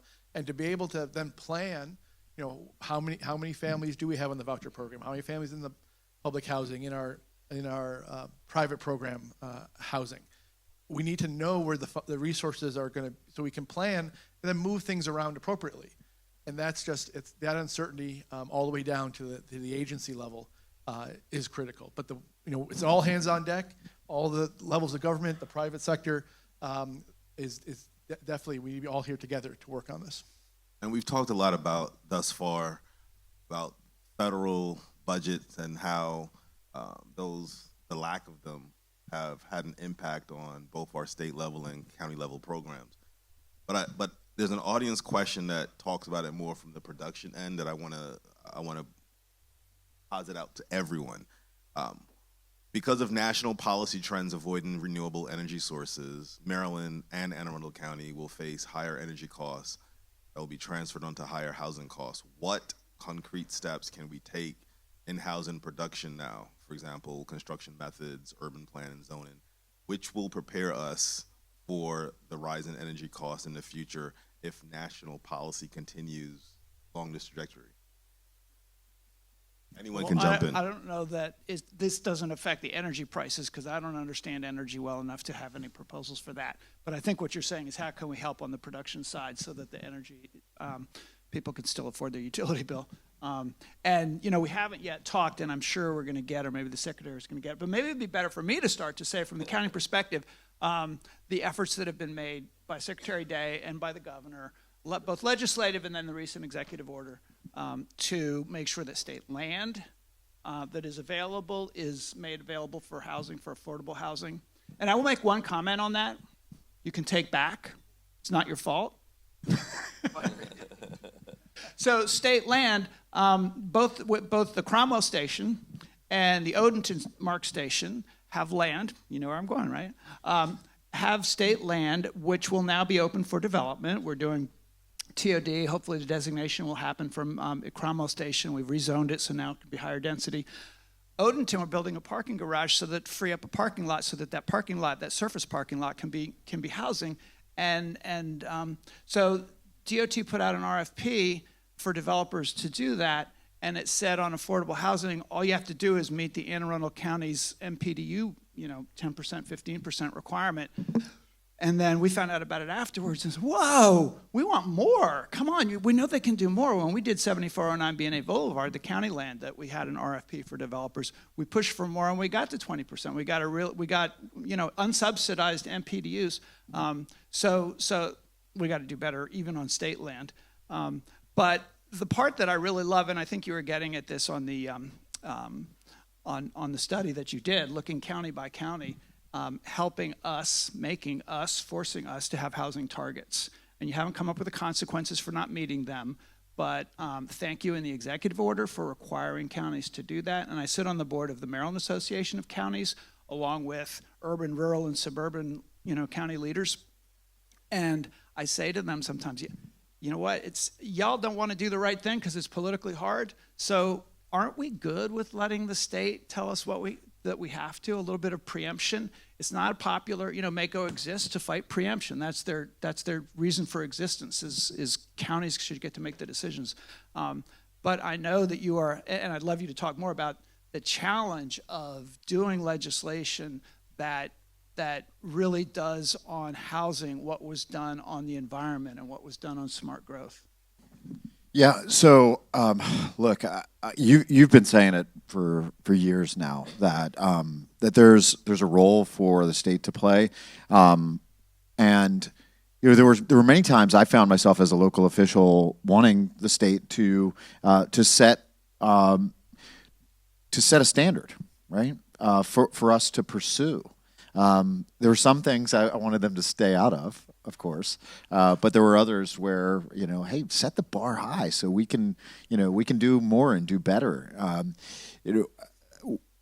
I think this is one of those areas. Now it is difficult because, just the pathway for any idea, any legislative idea within the Maryland General Assembly, if the law must change in order to execute it, passes through certain committees and thus certain personalities and individuals. And as it navigates those things, it runs into natural roadblocks.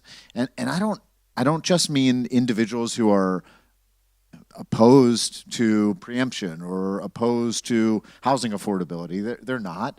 But, every single individual, I'm going to say in the General Assembly, this is also true in federal government and local level in legislatures, every single individual, is in a precarious position influenced by their constituency. So it's not even just the merits of the argument.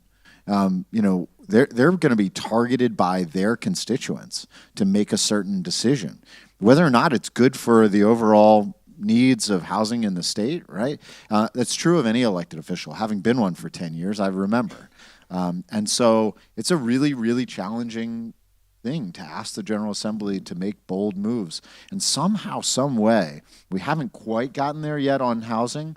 I think you're right. You started off by saying you think we're close, and I think you're right. But I really do think it's worth emphasizing that this is one of those things where the collective of other policy decisions has had a negative effect on this policy topic, and I think that we've got to invert the importance to our legislators, because the importance has changed to the people out there doing the work and the people out there living in Maryland. The second thing that I think I'll add is just on this notion of preemption and local control and the decision making that we're trying to make at the state level. What you can see in the housing starts, the housing starts here executive order. The governor is trying to say, we're going to get our house in order. Pardon the pun. The state government, we're going to line up our agencies to be more efficient with their decision making, to be more efficient with resources, including land, and to deploy everything we can faster. I mean, one of the things in there, one of the items in the executive order is that the Maryland Department of Housing and Community Development has to deploy its resources significantly faster. I love that. Tell us to go faster. We'll go faster. In addition to that, it empowers us with a staff position. In a time of hiring freezes, that's a difficult thing to get, but it's a housing ombudsman, a person whose responsibility is going to be to call on behalf of the governor and say, what can we do to make this project move? I'm calling on behalf of the governor. That's my responsibility. Other state agencies as well.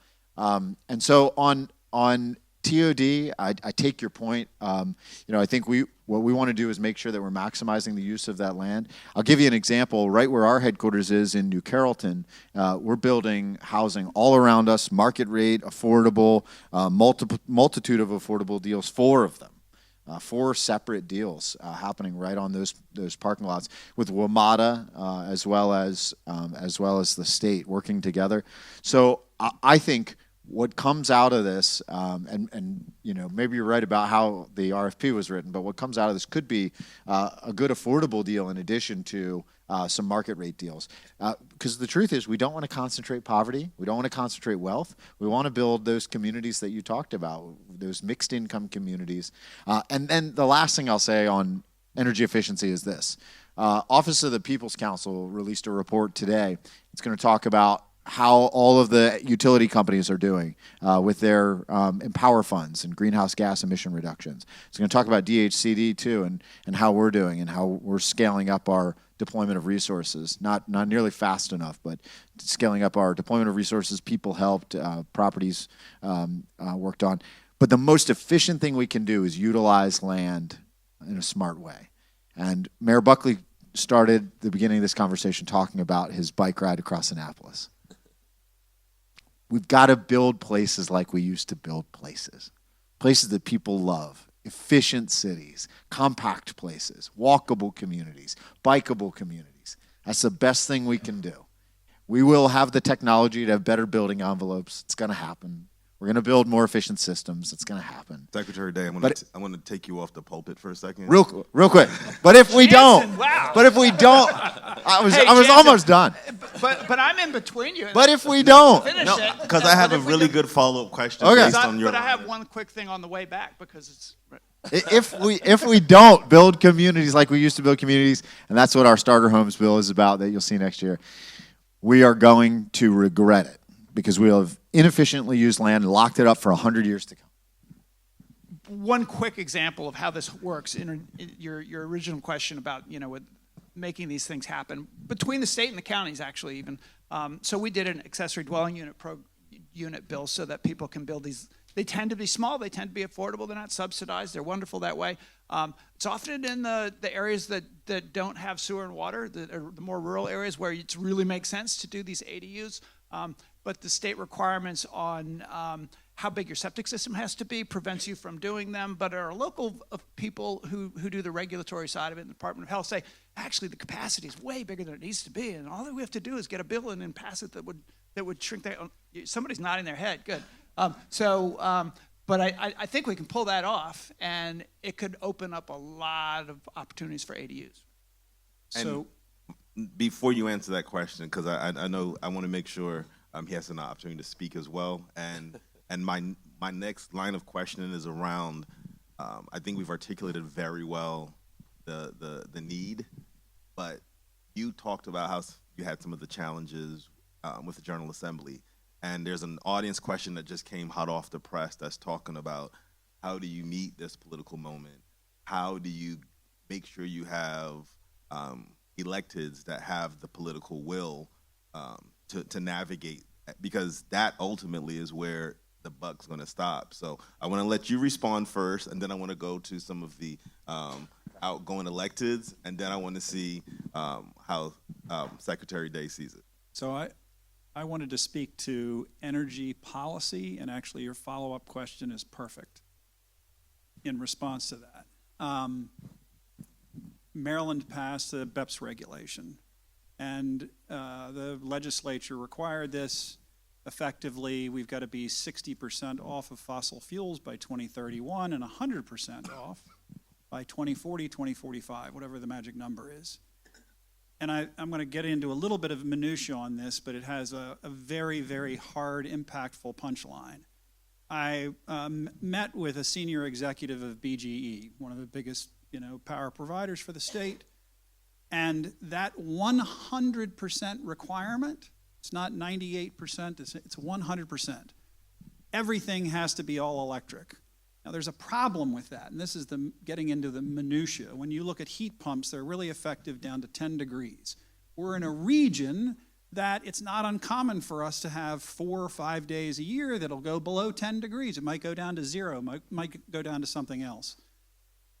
In order to design a system that is all electric, the solution is an incredibly inefficient thing called a toaster or other devices that are energy hogs, as opposed to having your backup system being allowed to be fossil fuels. It's only going to be used for maybe 4 days in a year, much, much more efficient. And the difference between that inefficiency is over-designing a system, an electric network that can accommodate that huge energy demand. From BGE's senior leadership perspective, the delta, the difference between today's energy bills, if we are allowed to have fossil fuel backups only, to 2040, 2045 is a 2x utility bill change. If we have to go to 100%, it is a 6x multiplier. That should take the oxygen out of the room. And what does that mean for everybody's residents? That's insane. And it leads into your question, is how do we solve this? Well, the legislature is the one who imposed this upon us. And they're well-meaning individuals who are working hard to represent all of us. We're a room full of people that have voices. And I'm on a couple legislative committees, and what we always tell everybody is you need to be heard. You have to use your voice. This is a really, really important issue. We want to be a green state. Our BEPS regulation is the most stringent in the country. It is a higher requirement than the state of California. And is this what we really want to be? Kind of gets to Jake's question, is what do we want to be and what do we want to accomplish for ourselves?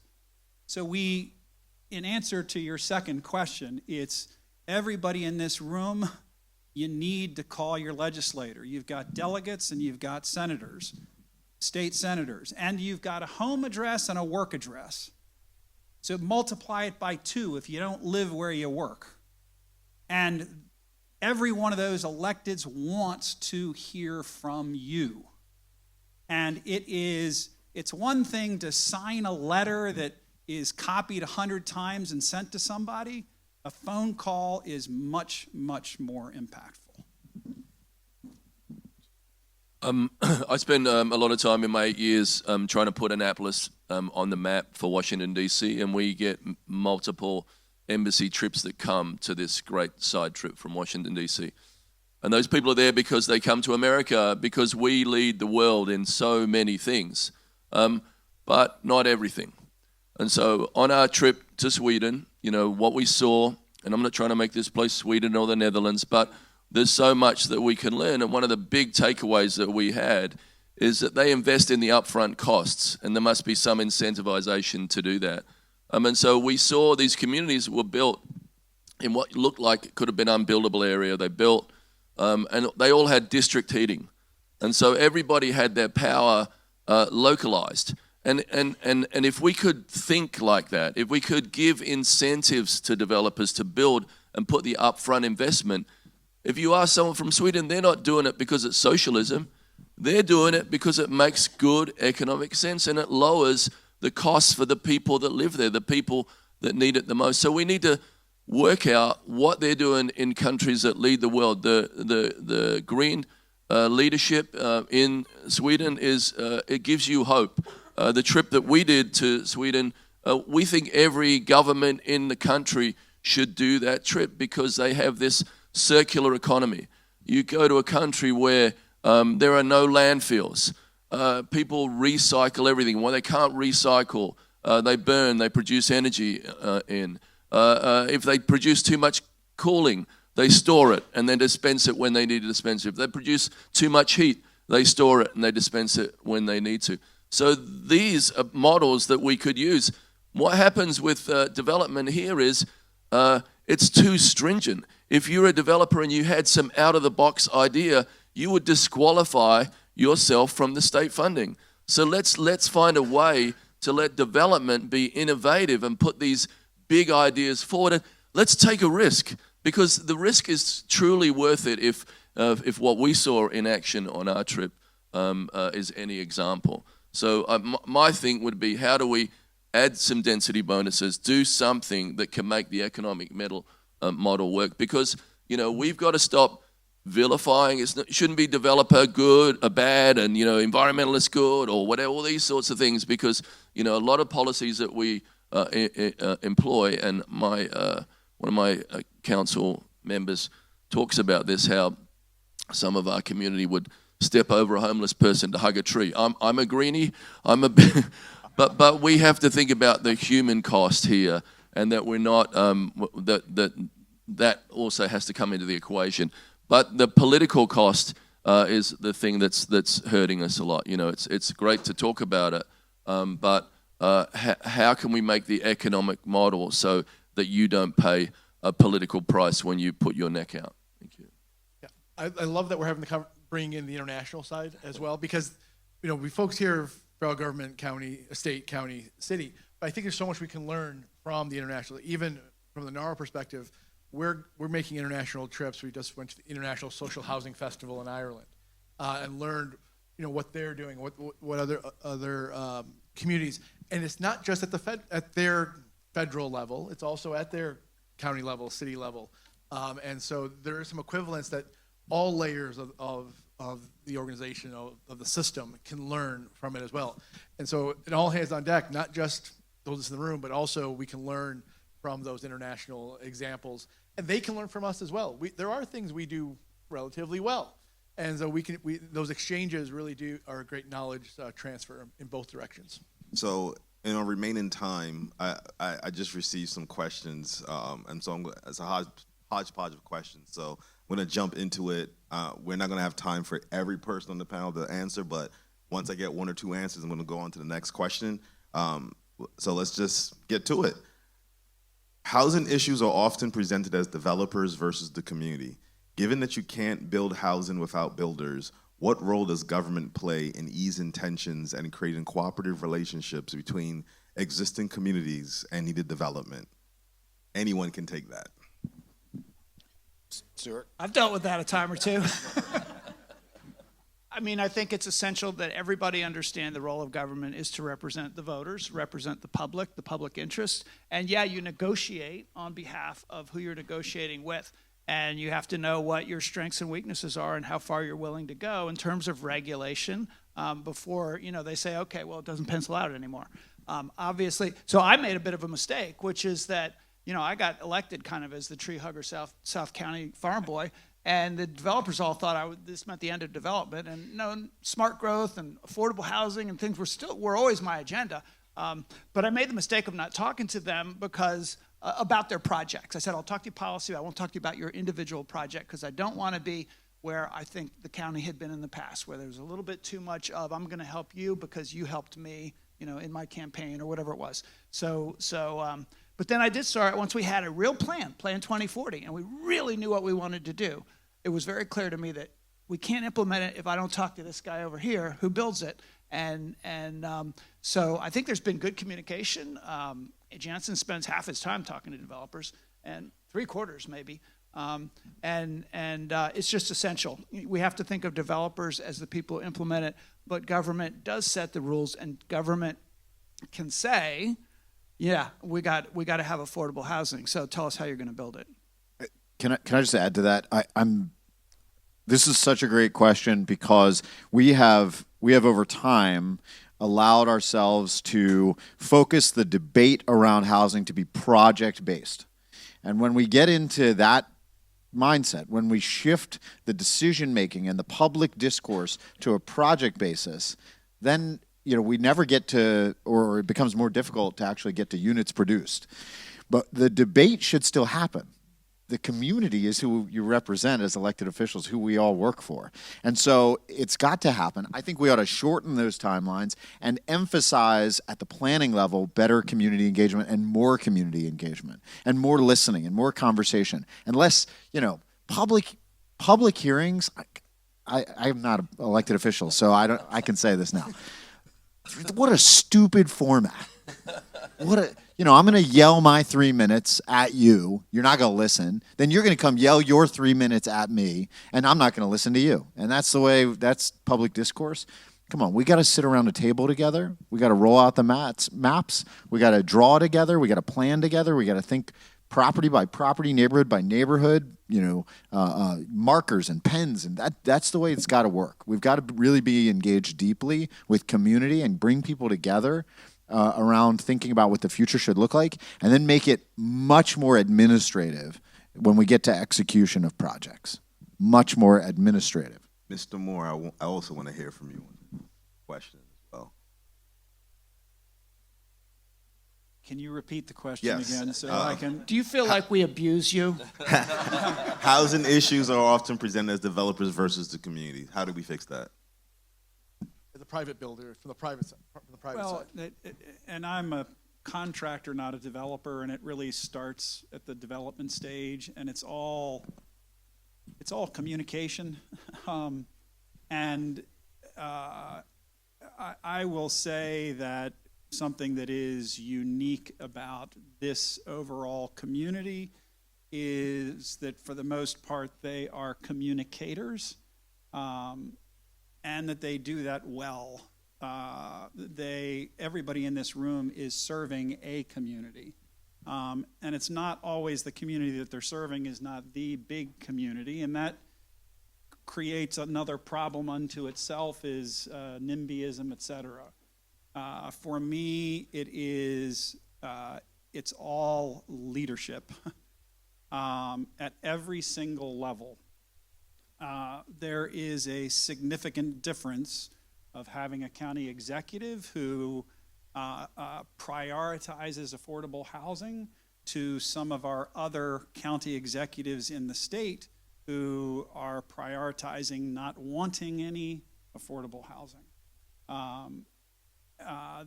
It starts there and it moves up the ladder to the secretary and his ability to accomplish what everybody's goals and needs are, up to the governor. We're really, really fortunate right now to have a governor who is prioritizing what we all want and need to do.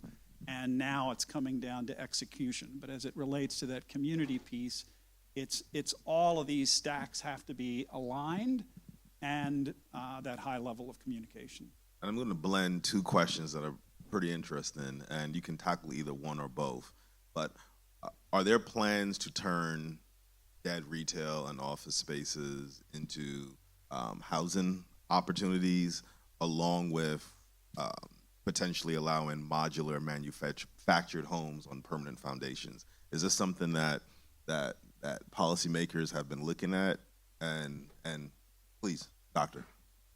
Sure, I'll take the strip mall and parking lot question. So I'm working in Montgomery County and Prince George's County with the Purple Line Corridor Coalition, which some of you may have heard of. I'm sure you're familiar with the construction project that's been going on for now 8 years, 2 more to go.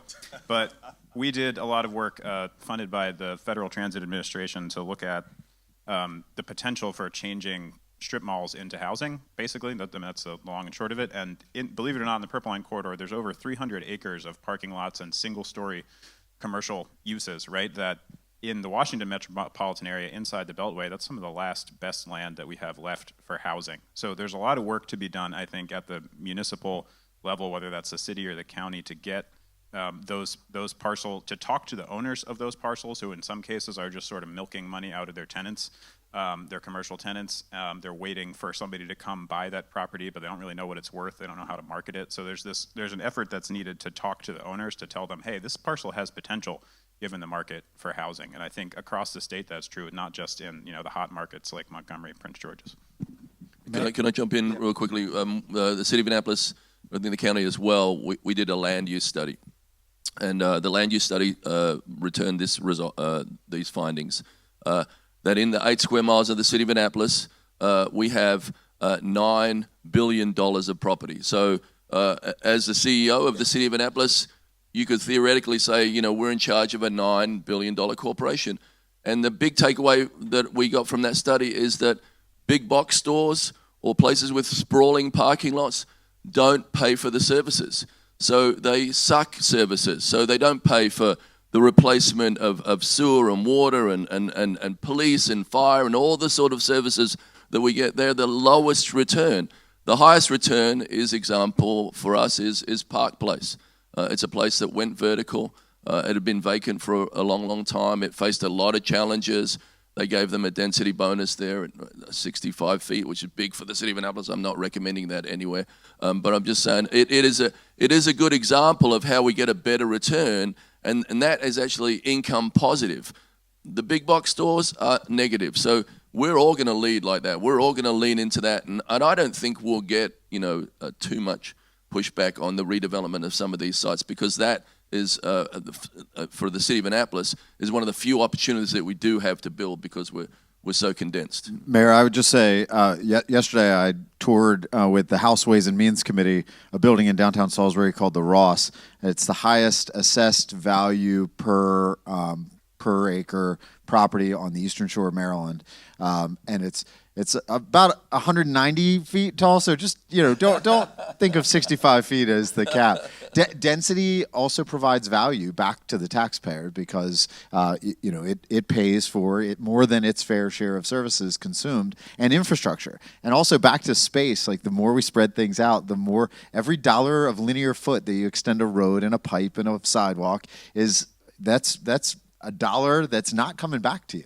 and there's not going to be anybody paying for the maintenance of those things. So as we stretch things out, we are wasting that property. No, I just wanted to say that on this topic, I think I think the person who asked this question is also tapping into this critical notion again that the state of Maryland has an opportunity to better use its resources in total, and I think that has to be our watchword, especially when we're going back to a public that has not always accepted the idea of investing in housing as the highest priority. This is also about efficient use of resources. I have actually hot off the presses. I have a question directly to you, Secretary Day. It said, please be more specific about how you would communicate with folks around the issue of sitting around the table and rolling up their sleeves. Because looking at it from an equity perspective, public hearings allow for inclusion and a wider cross-section of individuals to be heard. If you, quote unquote, reduce this to sitting around the table, who decides who sits at the table? No, public hearings. Yeah, public hearings do not expand who gets heard. Public hearings expand who gets to feel the joy of using their voice, but nobody's listening. Nobody's listening. And this is not to critique, this is not to critique the elected officials on the other side of the table. It's how we've designed it. We've set it up this way. So how do you set it up, sir, in a way that makes it more efficient, but yet also maintains or leans towards equity? Yes. So in the city of Salisbury, I'll give you an example of what real community engagement looks like. In the city of Salisbury, we conducted a comprehensive planning process in 2010. And that comprehensive planning process brought out about the same 20 people every single night after night, the same retired folks who had the freedom and flexibility and frankly the wealth to show up and make themselves available whenever the meetings got scheduled. They went to the public hearings. They felt better about using their voice. They did not reflect the community. 3 years later, we initiated a process that went on for several years that engaged 10,000 of our residents in community design process that showed up where the people are. We went to churches. We filled empty storefronts. Every time there was a community gathering, we invited people inside. We gave people an opportunity to engage in a more egalitarian way. When people walked in the door, they got handed pens. We had iterations of this, but they got handed pens, they got handed Post-it notes. We said, you tell us your thoughts. You put it right on the map. You say what you want. You say what has been missing in your neighborhood. You say what has been ignored for decade after decade after decade. You pick up a pen and you be involved. That's what we need. We need community design process that engages people in a participatory way. Public hearings don't change minds. They never have, they never will. It is a process designed to let the powers that be the power. It feels good, but it doesn't change things. As an American institution, the public hearing is something we think serves the interests of the people. I'm here to tell you, it's not working. It hasn't worked. Thank you for that. Didn't work for me on Monday. As we get towards the conclusion of our discussion, I would be remiss to not talk. There have been multiple questions in different ways around the subject of rent control, and they're looking at it from different angles, of course. But I'm curious as to your thoughts on rent control. Obviously, there are many residents, many renters that feel as if landlords are just unjustifiably raising the rents. But I've also heard from the other side where, because of the housing shortfall that we're in, how the rent control laws would just create a downward spiral. So how do you guys address this very difficult philosophical question that has real world implications? It is a tough one. That's why we end with this. Who wants to go first? I mean, I will say that we have on our housing subcabinet had conversations about this recently, and over the last 8 years, there have been, little conversations pop up and then pop down again, or get pushed down again. I personally believe that some kind of limitations on increases, that, certainly inflation may be a little bit more flexible than that, are in the public interest. I think there's price gouging that goes on by some landlords.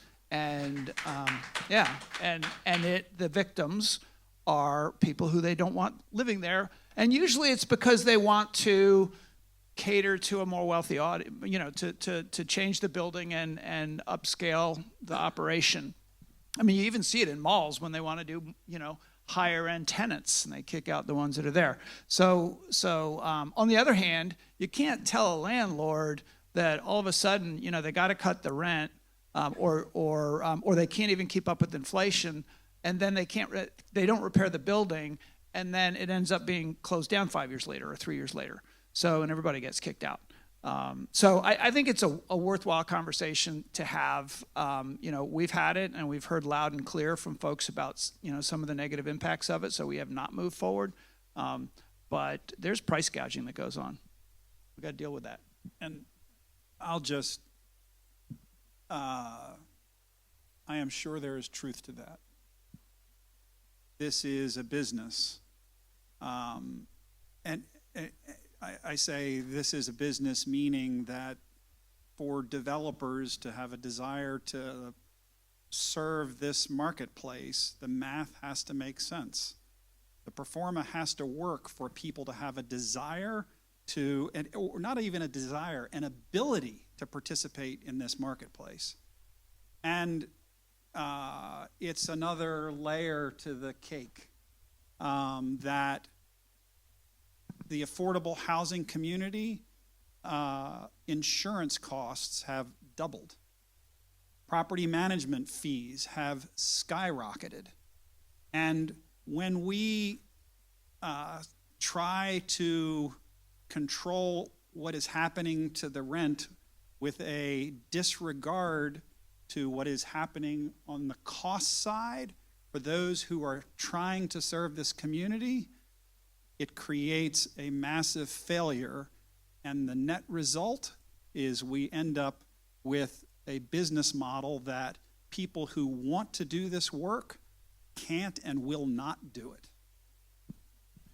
I think also, just to add a little bit on that as well, I think we're starting to get more data on this as well. I think when you start looking at that data, there are communities that do have some form of rent control. It can be very different types and different numbers. And then looking at the communities that don't and seeing what those impacts are. I know there's even permitting can sometimes be an issue, and there's anecdotal evidence and stories that I have heard that 1 year, the year before rent control, there was a certain number of permits issued. The year after it took effect, that number was significantly lower. So it's not always, the impact may not be an immediate impact, but the long-term impact for community and even causing the housing crisis on the supply side to get even worse. So I do think there's more to look at, more to run through. We're supposed to end soon, right? So I want to do one last question. I want to do one last question because it's an interesting one. It's a good way to bookend it. Secretary Day started talking about Oregon and how we are the real leaders. So this question mentions Oregon, so I felt it was appropriate. How will it take? This is also from the audience. What will it take for the market rate developers to change their housing models and options to provide smaller, more affordable market rate units for residents at or below AMI? Examples: cottage courtyards successfully used in Oregon. So look, I know we've got a guy who builds housing here on the stage, but may I? I think part of the answer is we have to legalize it. We have to legalize it. It's in so many jurisdictions in the state, it's illegal to build small homes and to build on small lots. So we have non-conforming lots all over the state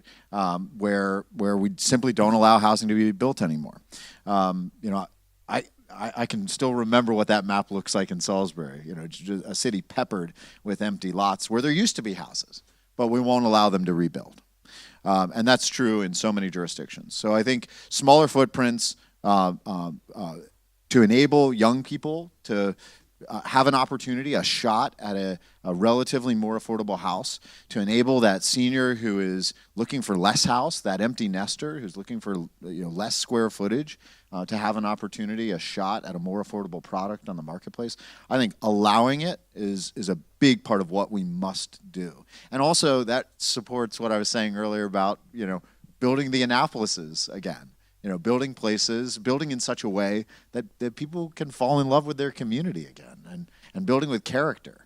Annapolis is a great city, and we ought to have more places like that. A unique conundrum as it relates to building small. So we have a 9% tax credit program that has a QAP, a rule book, that part of that is cost per square foot constraints. And a unique problem with a desire to build smaller units. And I'll say, for instance, we've done, I'll call them micro units for permanent supportive housing. What happens is when the unit gets smaller, your cost per square foot go up because you've got the same high cost items of kitchen, heating units, et cetera. So if we can, and what ends up happening is the net result is an unfortunate circumstance where they won't qualify having a smaller unit. So if we can change or modify our process to incorporate also an alternative of cost per unit, that's the unique difference, is the cost per unit goes down, but the cost per square foot goes up. I want to point out, Willie, that the question was about market rate units, but I take your point. I take your point that the state can be a better partner in helping you build smaller units, and other states actually do have a cost per unit model that we can look at too. Can I just add that in addition to allowing it to be built, one could incentivize smaller being built with tax policy. And I think that is actually one of the things I believe in Mako's proposal. They call it Bambi or something. That I was surprised that I thought was interesting. It allows jurisdictions to use tax policy in ways that they haven't. And I would just say that, that's exactly what I talked about before. You disqualify yourself from the credits if you try to do something like that. And it shouldn't be, a one-bedroom place in a studio shouldn't be considered the same as a townhome that has 4 bedrooms, right? And so there's some way we can not characterize them that way and relabel things in some way so that doesn't get the political pressure against it. Someone hears, 600 units compared to 300 units, because 600 one-bedroom units are very different to 600 townhomes. And so that's something we need to get out there, and we have to build that kind of supply. That's the only way our kids are going to start to be able to afford to live around us. And if we can think of that as the new label, or some new labels, do you want your kids to leave you, or you want your kids to stay here? That's the label I think that we've got to get out there to the public, because Annapolis certainly is not meeting the moment in terms of building, and so we need all the help we can get from you all. Thank you. I want to say thank you to everyone. Great conversation, excellent conversation, lots of information. Today's discussion shows that solutions don't come up, with just one level of government. We got to all work together. It's an all hands on deck. Thank you, Janice as co-moderator, and all our panelists. We will ask our panel 2 to come on up, and we'll get started in just a moment. So thank you all. Oh, thank you. Yeah.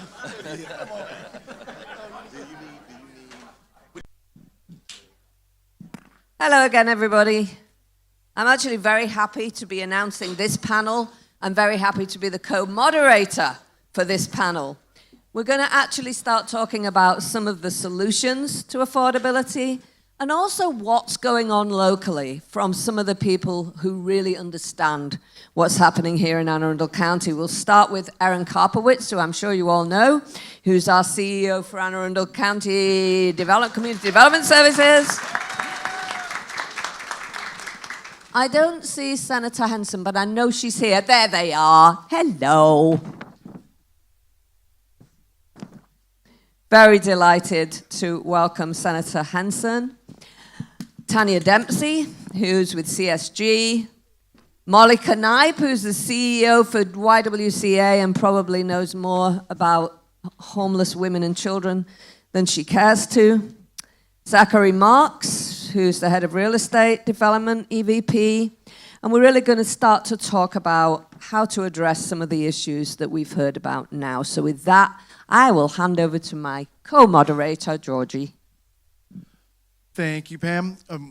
Again, welcome back. A lot of good information in that first panel. We're going to build on that in this session, as Dr. Brown said, on looking at some of those solutions.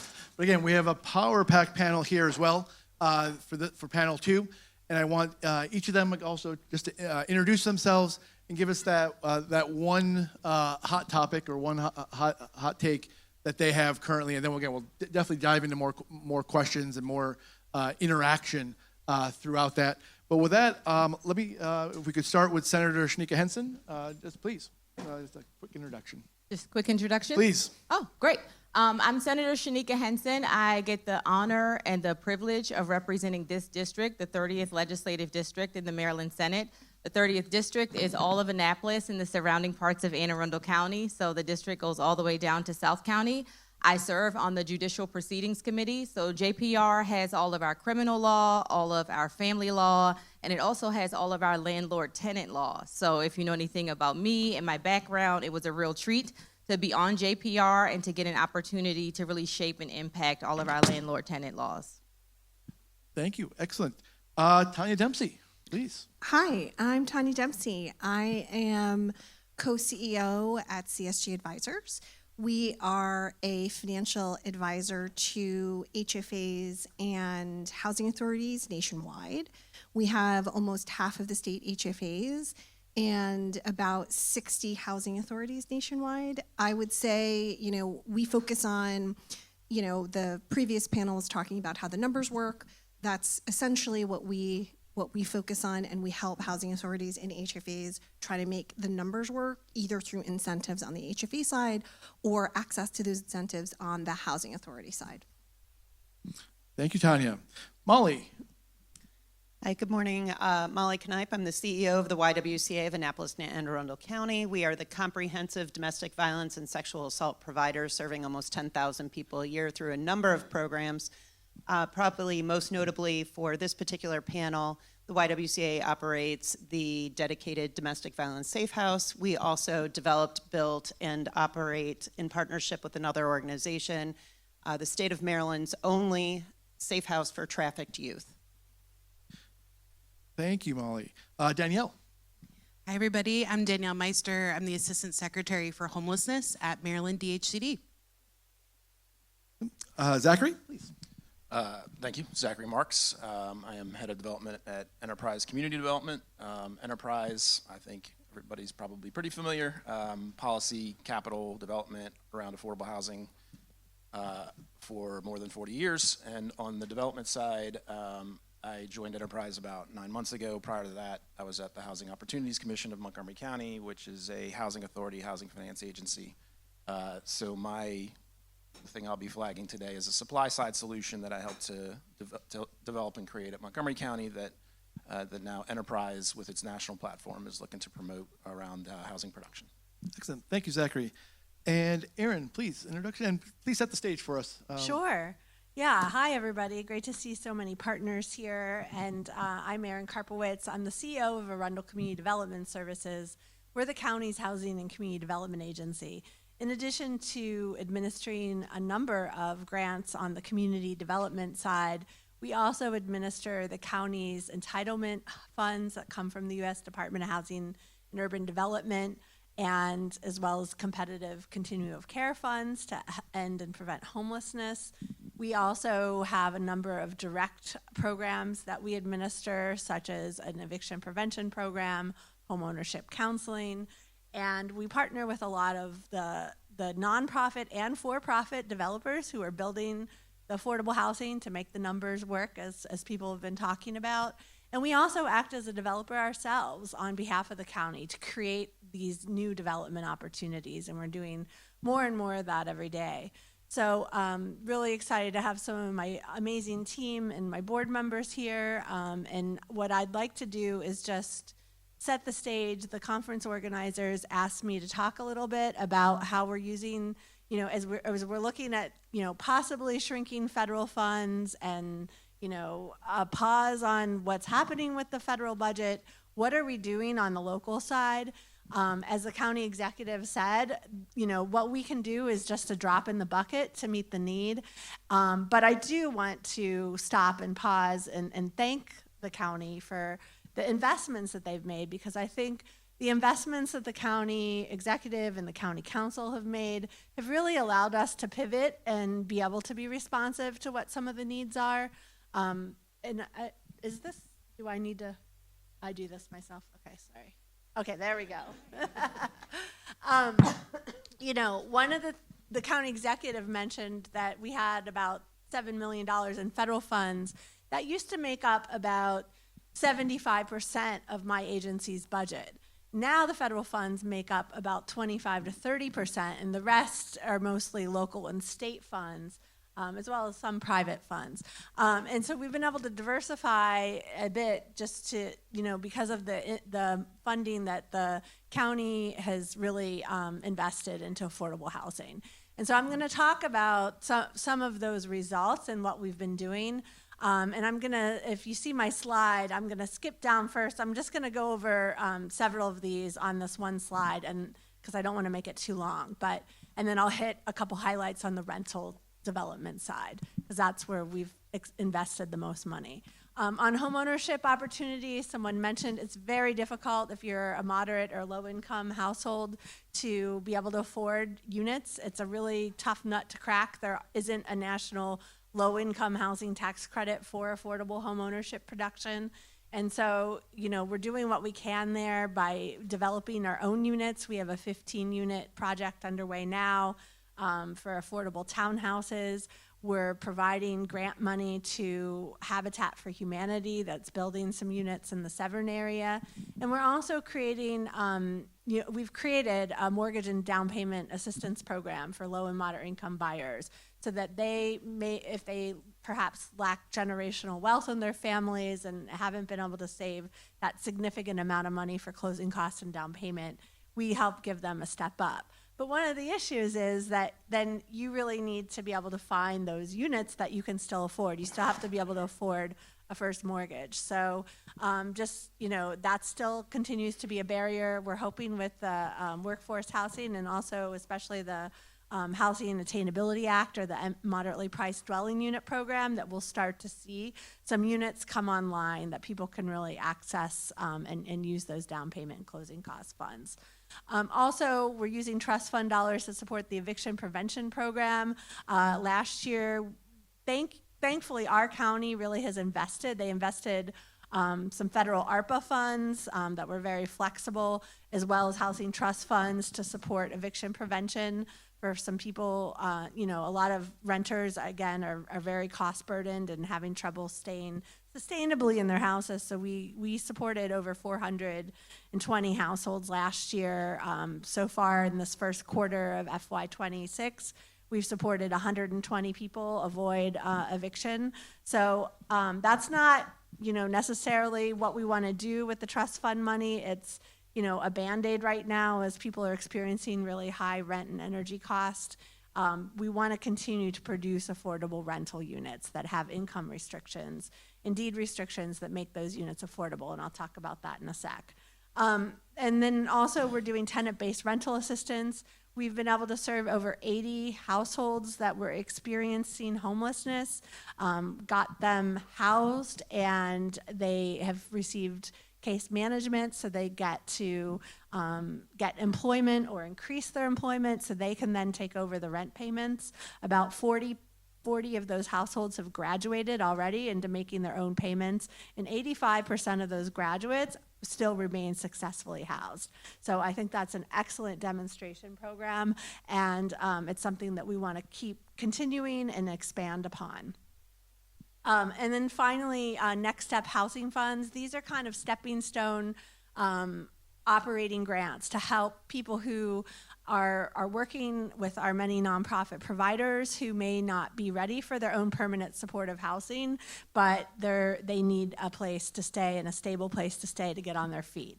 And so we've been able to help. Right now, we've provided operating grants to 2 providers that are supporting people who are exiting incarceration, and I'm really proud of that. That's the first project, or those are the first programs of their kind in our county, and we kind of created this program with special need populations like that in mind. So I'm really excited about that. We're also providing funding for Pam's group's, the Hip Hop Housing Program, which is helping homeless youth, and especially those exiting the foster care system, stay stably housed. And we also have housing operating grants for Arundel House of Hope and their Patriot House for people who are veteran. There's a preference there for veterans experiencing homelessness. So really excited that we're able to support transitional housing. We know that the federal government back in 2013, they really pivoted from supporting transitional housing. They really got into this permanent supportive housing mindset, which we agree with. But again, we think that there's still a need for some of that stepping stone housing. Now, ironically, we understand one of the concerns, and Secretary Day mentioned this in his talks, is that the federal government may be now shifting away from permanent supportive housing. And 90% of our HUD continuum of care funds support permanent supportive housing vouchers. And so we may need to pivot again and use this flexible housing trust funding to kind of bridge some of those gaps. I know Beth from my team and our partners who run those permanent supportive housing programs are really talking and putting their heads together to think about what are we going to do if HUD does make this policy change at the national level. So we're very thankful that we have this flexible funding here. And then finally, I'm just going to briefly touch on the rental housing development. That's the priority in terms of the funding that's going out from the trust fund. How can we create and preserve existing units? Sorry about that.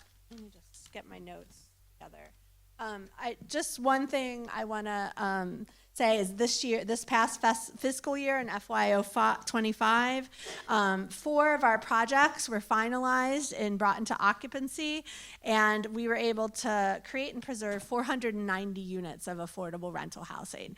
And that again is, that's not just a drop in the bucket. I have to say, in terms of what we've done historically in this county, that's huge. We used to do maybe 1 project every 2 years. So to have 4 projects completed with county investments that leveraged our federal funds, leveraged state low-income housing tax credits, that's pretty amazing. And I thank our development partners who are part of that.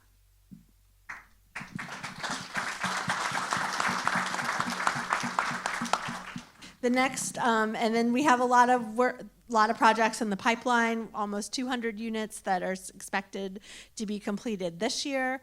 Oh, sorry, I messed up with the order. These are the projects you can see here. Willows in the city of Annapolis and the North Odenton project in Odenton. These are 2 brand new projects that are coming online. I'm really excited about that. They're already taking people on their waiting list. I think one of the waiting lists is already full. They're starting to lease up. So let us know if you want to get in touch with those property managers. Beautiful, beautiful projects, and I'm looking forward to the ribbon cuttings on those this year. We work as a developer as well, in addition to providing grant and loans to nonprofit partners. So we're working with 2 of our nonprofit partners where we've actually helped them acquire, and we're managing the construction to rehabilitate those transitional housing facilities. And then we're also doing things like working with other partners like Fellow. I see them in the audience. We're working with them to secure and develop land into some smaller units, rental units that are affordable. And then also we are acquiring scattered site units. Somebody mentioned people with disabilities. That is a really big need. So one of our priorities is to acquire scattered site condos and make them ADA accessible. So we do have one of those coming online. So if you have people in the disability community that you know need affordable housing, let us know. And then, sorry. I'm sorry. I did what you told me not to do. Okay, there we go. Okay, perfect. Perfect. Okay, so I think that's all I have. That was a lot, so thank you. Oh, thank you, Erin. Lots of great information. I'm particularly proud of the Heritage Homes ones.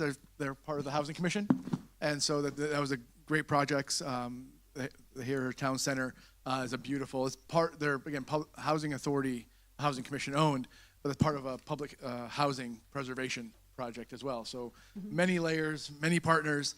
And we thank everyone involved. Yeah, and I didn't even get into the pipeline for the future. We have another Housing Commission property. We have a property from the Housing Authority, City of Annapolis.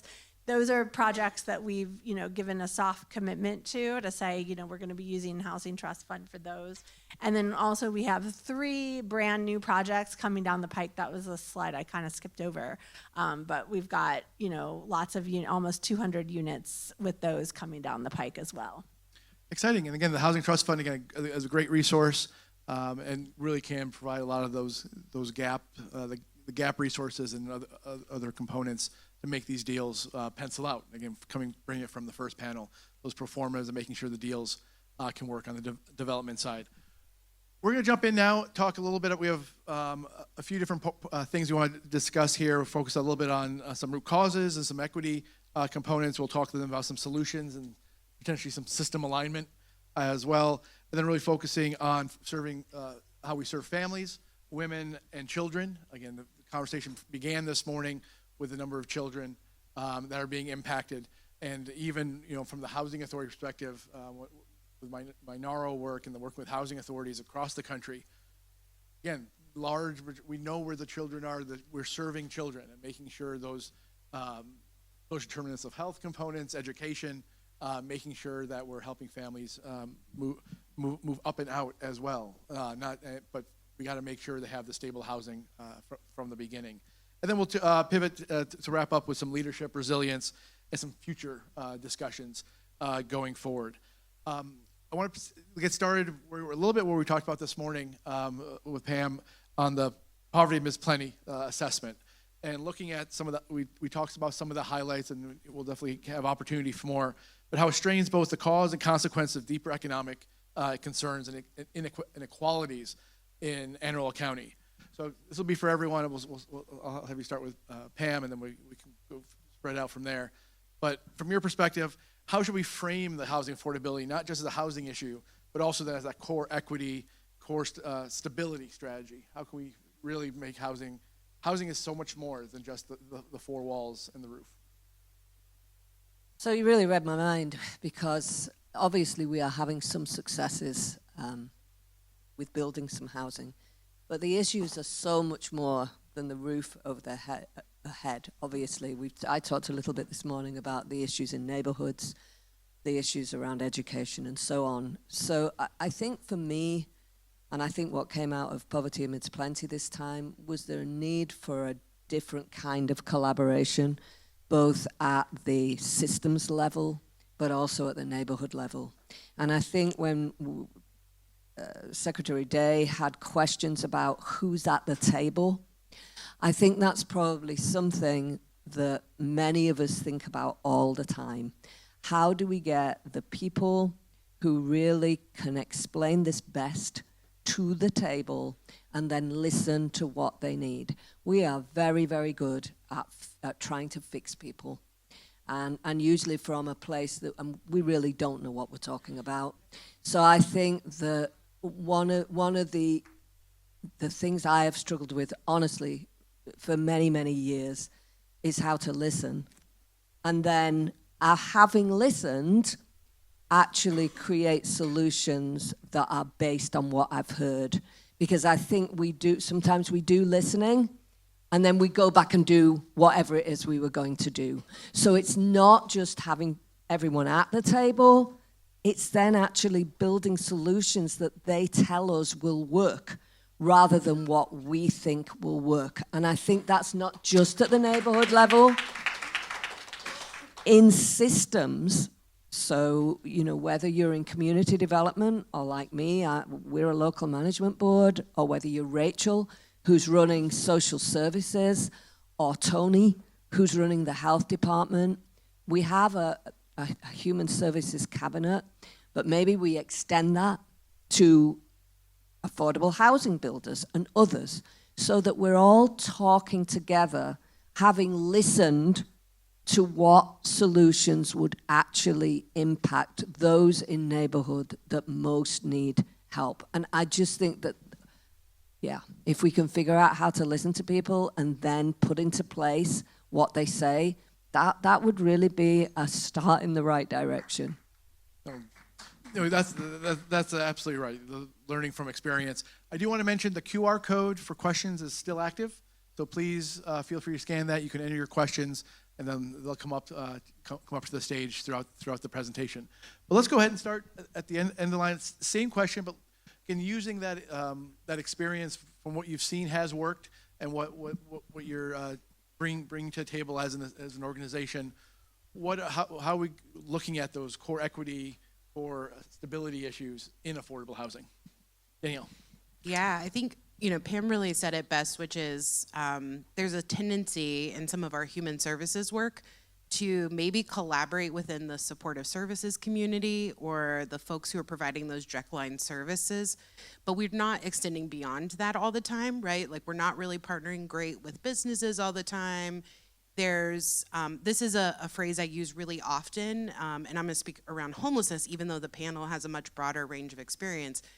I say all the time, homelessness is a housing status, not a population, because it impacts everyone. It impacts older adults, it impacts families with kids, it impacts folks with disabilities, but we're not very intersectional in our work when we talk about solutions. So one of the things I see working well in some communities is when we're bringing a broader pool of folks together, a broader pool of stakeholders. I feel like I have no original ideas going after Pam, but incorporating folks with lived experience and expertise is really important. Some of the things we're doing, we've hired people who have experienced homelessness to our team. We are funding the development of lived experience advisory groups across the state. These are things that we're making investments in because the reality is the solution lies closest to where the problem is happening, right? So folks who are going through housing challenges can tell us best what would work better for them. And then I think too, just around an equity standpoint, I am really excited about all of the momentum around more affordable housing. In Secretary Day, I missed part of it, so if he said this and I'm duplicating, forgive me for this. But one of the things we have to really center on is how are we doing it equitably? How are the people who have the most severe housing needs, the most severe barriers, able to get access to that affordable housing we're building? Because for the average person, let's be real, you have to sit on a wait list for a really long time to get access to housing. But if you're having a crisis in this moment, that affordable housing is not going to be able to meet you where you are. So part of the work, and we'll probably get to touch on this later, part of the work we're doing at DHCD is within our affordable housing strategy, how are we making sure that the units we're creating are accessible to those populations who have kind of already lost everything? They're the folks who have already got the most severe housing needs so that they're not sitting on a wait list to nowhere. We're meeting them in the moment and we're reducing barriers to access. So those are some of the themes that we're working on. How do you increase access to housing for all different types of groups, and how do we make sure we're bringing along folks with us who have the greatest barriers to getting rehoused if they've already lost it? Thank you, Zachary. Same question, but from the enterprise perspective, what are you seeing that's working, and where do you see enterprise's role? Yeah, so I think there's a lot of expertise up here, and so I think answering this question the same way that we've sort of approached this issue, which is that we often don't have the best expertise. Like we need others who have that talent and expertise to be involved, and so we think our best role is actually helping to create a better environment for these kinds of strategies to be successful. So what I mean by that is, when I was with the authority in Montgomery County, one of the things as running development there that I really focused on was how can I just create more opportunities for other smart people to come and give them a platform to be able to deploy what they need to do to serve their particular clientele. And so with Enterprise, part of the reason they are focused on some of these housing production issues is that one of the hardest parts about serving any population, but particularly those that are often vulnerable and in the most need, is that you're doing this in the midst of an enormous housing scarcity environment. It makes voucher payment standards higher. It makes it harder to find available units that you could use for temporary or permanent supportive housing. And so we're really focused, among many things, but one of the things I'm particularly focused on and the team is particularly focused on is how do we empower local governments to do more around production? Right now, it's sort of beg the private sector or somehow make it work within, and I admire Erin and everything she does because it's so hard to make these programs work with federal programs and tie it all together with federal programs and somehow make that fit. So creating more local, locally, the trust fund is a perfect example, but we have, we're focused on expanding this production fund idea that I work to start in Montgomery County. There's now 10 of them. There'll be 20 of them by the end of next year. And one of the best things about that model is it just empowers, there is a public ownership model. It empowers localities to get going. And boy, howdy, did we not know when we created it that in this environment, having something that has no federal tether to it whatsoever, you can tailor it to your community's needs. The loan document for Montgomery County is 3 pages because it's government to government. So really empowering our local public entities to be able to produce much more housing, which in turn can be platforms. It lowers really the cost of deploying the kinds of services that we want. One example is the first housing production fund transaction we did was called the Laureate at the Shady Grove Metro. And there are 20 units there that serve people recovering from spinal cord injuries and are voucher served. And but it also happens to be a Class A plus market. You walk around and it's a Class A plus market rate building. How many market rate private developers do you think would be open to that idea? It's also owned by the Housing Commission or the Housing Authority, and so that authority gets to make decisions around. It's a lot easier to implement policy when you're the owner. So that's where we're really focused is on really expanding, helping to expand and consolidate best practices around these production funds nationally, and working with all our local partners to contribute our capacity and expertise around building stuff to try to further empower them to deliver on their policies. Absolutely. Thank you, Zachary. As you can see, one of the superpowers of this panel as a whole is we're talking both supply and demand side of this and bringing those together. I think we sometimes focus on one or the other, but we don't see that it all has to come together. So Tanya, again, helping out on that supply side. I'm going to be the naysayer here, so don't throw anything at me.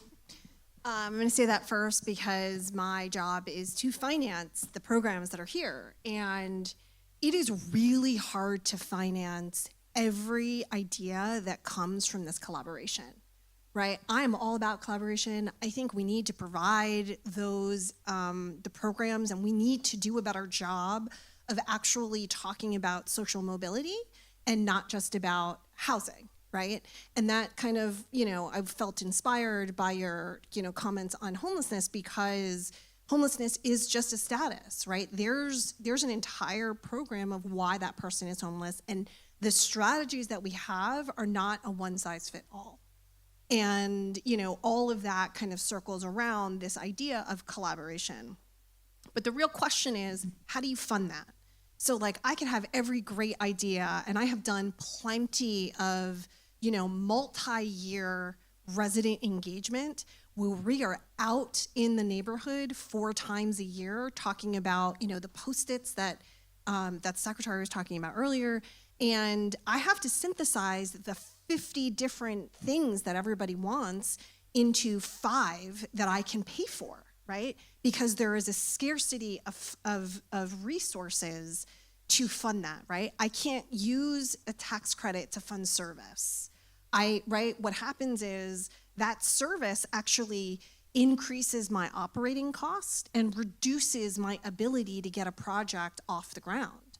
So without extra funding sources, it's really hard to like tie these together, which is why the women that are up here are so impressive, because the programs that they're producing cost a lot of money. And I'm just really excited to like hear your stories, because you're right, this is a powerhouse, and it's like very inspiring because the work that you're doing really does matter. Not that my work doesn't matter, but like they really matter.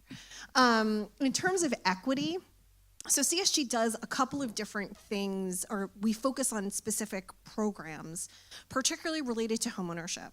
So, for some HFAs, we work on like special purpose credit programs, which target specific geographies that have high populations of minorities. And the reason for that is because if you check the statistics, minorities, particularly women that are minorities, have a very low homeownership rate. And so if we try to focus on who we want to buy homes, who we want to increase their equity status, right?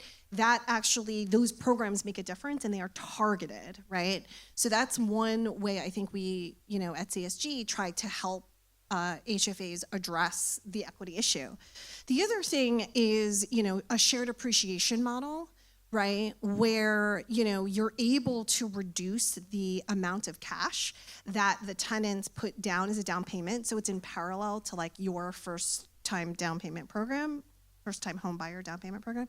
And what that does is it puts more money in the home buyer's pocket, right?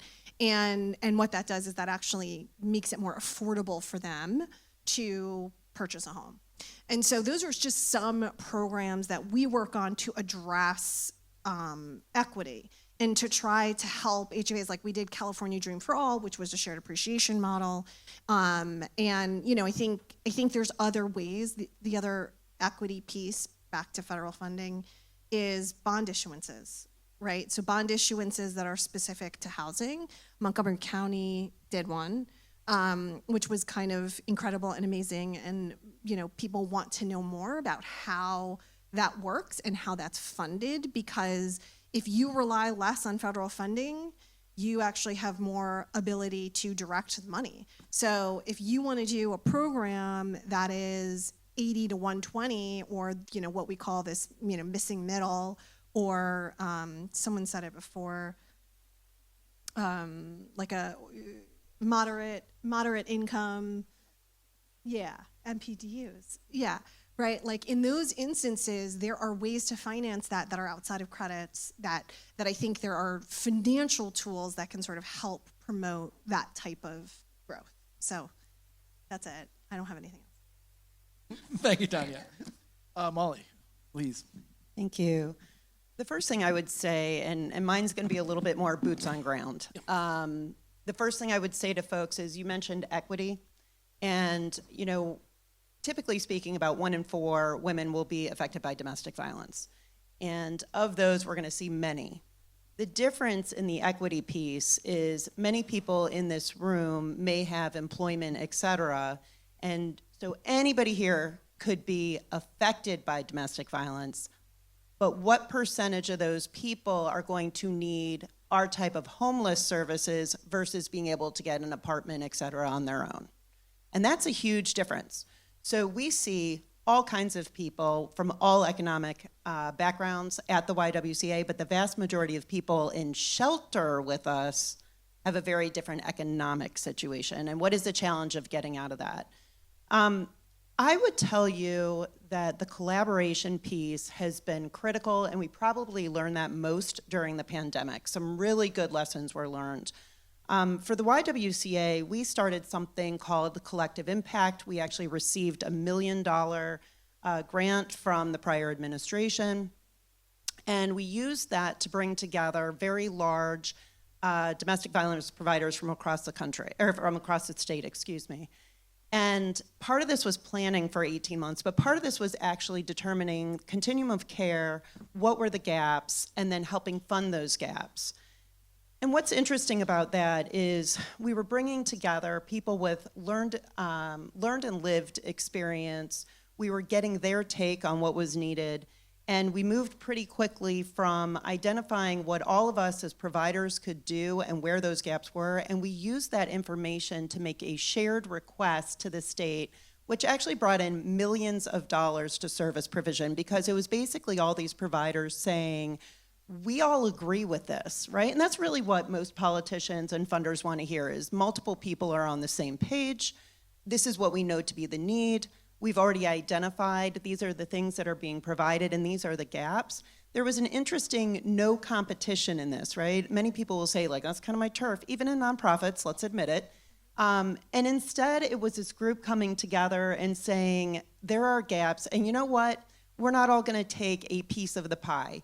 You, provider, take the whole pie for that topic, okay? I'm gonna take the whole pie for this piece of it, and we're gonna refer to each other. But it brought a lot of money and a lot of services into the state as a whole and these different service providers and our specific need.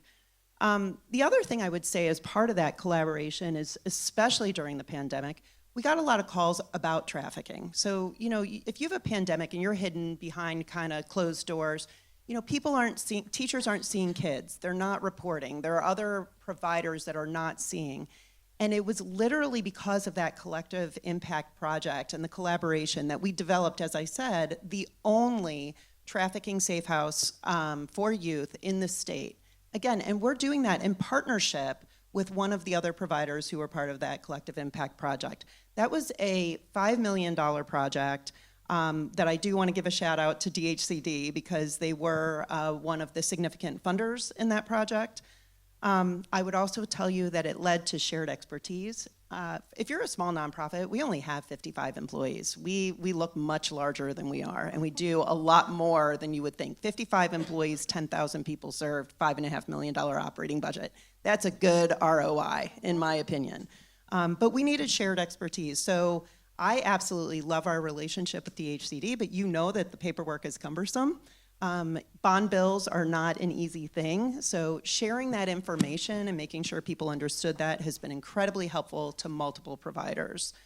The last couple things I would say is I do want to share that partnership and learning those things and understanding funding, we carry no debt as an organization. So we went from, I started 18 years ago, from a $1.2 million operating budget. We were $250,000 in the hole, and really not knowing how we were making payroll. We had about $1.5 million in assets, and today we have a $5.5 million operating budget and $18 million in assets, 2 safe houses, an education center. Our community services center is paid for, serving far more people than we did even 6-7 years ago.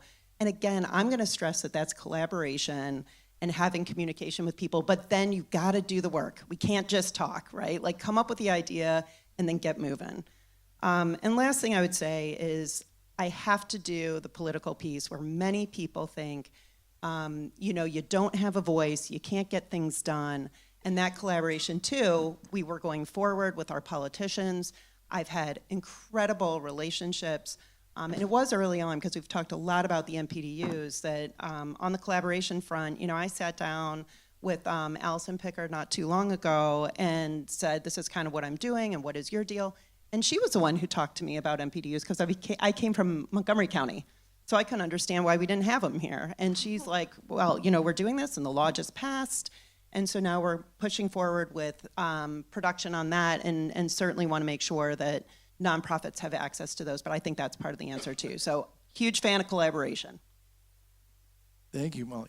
Aaron, again, bringing that together with the financing, the partnership component. Well, and I'll be brief because I already talked a lot, but I want to follow up on the fact that we're talking about equity, and I mentioned our homeownership counseling program. and then our mortgage assistance program, and then the MPDU program. It's kind of a continuum. You get into homeownership counseling.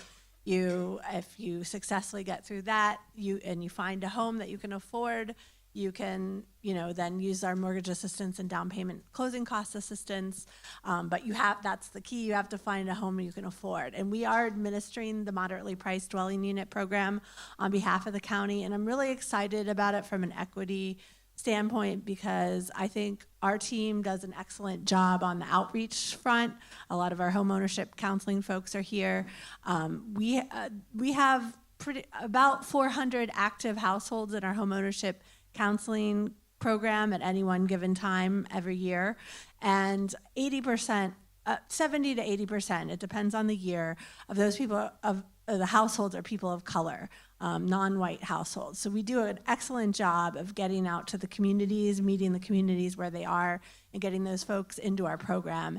And I think that's going to be a great pipeline of people as we affirmatively market our moderately priced dwelling unit houses. And we've been talking with Asha Smith, who leads the county's Office of Equity and Human Rights, and is also on our board, and how we can get that affirmative marketing out there and make sure the people who have been traditionally underserved and underrepresented in the homeownership market get access to that. And on the rental side as well, Zachary talked about the, kind of local government sponsored housing. We want to get into that model so that we can make sure that our priority is to serve the very deep income, do deep income targeting, serve with permanent supportive housing units. Love what the state is doing on that. I hope we have time to delve into that a little bit more. So thank you. Thank you, Erin. Senator Henson, the state's role in the cooperation, the partnership, and how do you see the state interaction, its path? So first, this panel is super impressive. Molly read through some super impressive stats about the work at the YW, like it was like, ordering breakfast. That was incredible. The work that you've done there with the organization is really laudable, Molly, in impacting the lives of so many people across Anne Arundel County. Thank you for that. Do I have access to the slides? The question to me was, what is the state doing? And there's a lot of things that the state's doing, but if I can harken back to just the question that we were just on, okay, the other way? No, nope. I know. I'm gonna blame Aaron. The other question about what the question surrounding, your first question touched on the stability aspect of affordable housing. And what we understand is that if you don't have affordable housing, you have an incredible amount of instability. The phrase, if you build it, they will come. Well, the opposite of that is true as well. If you don't have housing that people can afford, then alternatively, they will leave. And that's what we've seen in the state of Maryland, so much so that we wanted to study it. And our comptroller, Brooke Learman, who is a rock star amongst comptrollers, committed to the study of that to say, okay, what's happening in Maryland with our population, and took a look at housing unaffordability and how that was affecting domestic migration in Maryland. And what we found is that there's a net loss of about 300,000 people in the state of Maryland, and it was tied directly to housing unaffordability. When you think about what that does to your state's economy, especially because it used to be that you would have folks who would retire and then leave the state of Maryland for various reasons. But we're losing people who are a part of our workforce, people who are families who are leaving the state of Maryland because they can't find affordable housing. We have a lot of elements that attract families here. We have a great job economy with high-paying jobs. We have great schools in Maryland, reasons that we usually are able to attract and retain families. But even with all of those really great elements working for us, we're losing families now to other states that you see there, like Texas and Florida, who are not our neighbors. States like the Carolinas, who have a much more friendly and affordable housing economy. So when you talk about housing affordability, you truly are talking about stability. You talked about that, and the panelists touched on it even better than I could about supply and demand and how that really drives what's happening. But the question about what the state of Maryland is doing, there's a lot of things that we've done over the last couple of years that really touch on affordability. Some of them are in the space of ownership for first-time home buyers.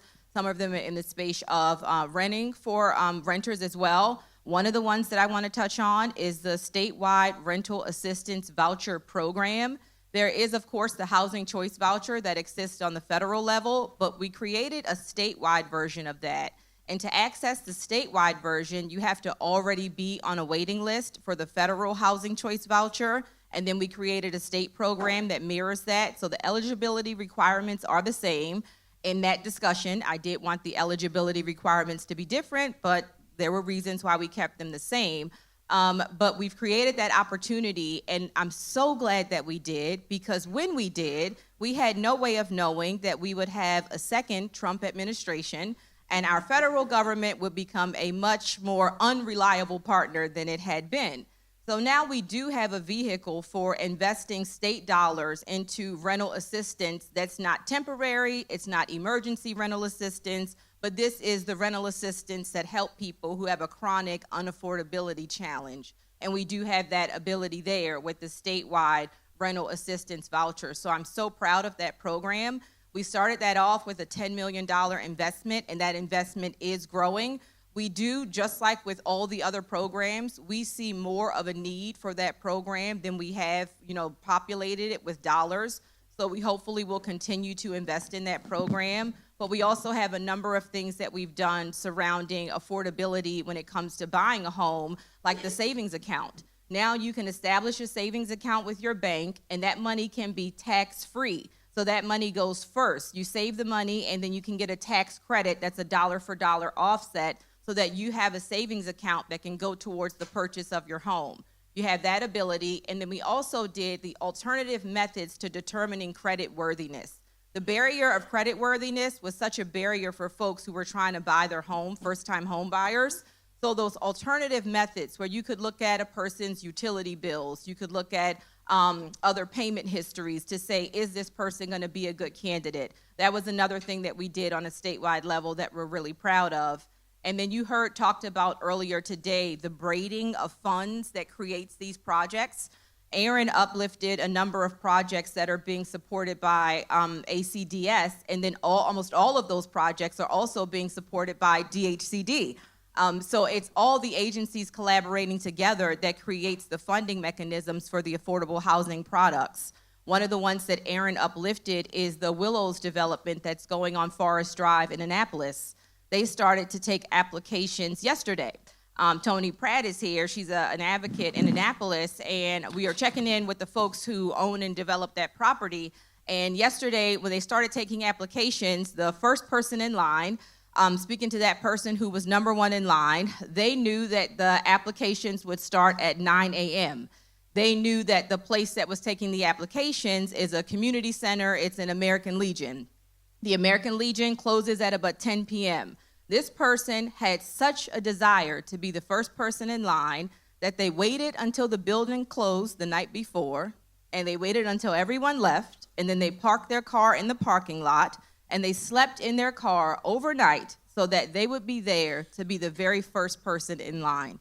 And then speaking with that person to understand what their desire was, that person was a veteran who had served their country, who had wound up having a need for affordable housing to the tune that they would sleep in their car overnight to be number one because it was first come, first serve. It was, I don't know if that's laudable, but it showed us that the work of affordable housing is so much of it is ahead of us, so much of it still needs to be done, that there is a deep, deep desire that people have and a need for it. And I know that it made me say that everything that I can do, I need to amp it up and do it 10 times more, 10 times faster, 10 times stronger. Thank you, Senator. Lots of great work. Really do appreciate that. Pam? I just want to go back to this whole notion of braiding funds and blending funds. And Tanya, I'm sure that's something that you do. We in Human Services do it all the time. We're always trying to figure out how to put together 7 different kinds of funding to run a program that maybe costs $350,000. So how does that happen for you? I mean, that's a very loaded question. Uh-huh.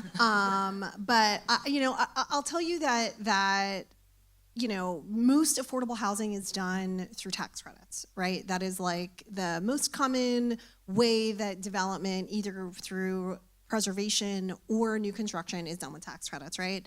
So you have tax credits, and then you have conventional debt, right? So the mortgage that you would typically have in your house, you take out, supported by how the building operates, right? And then you have a giant gap, right? So those two things alone are never enough.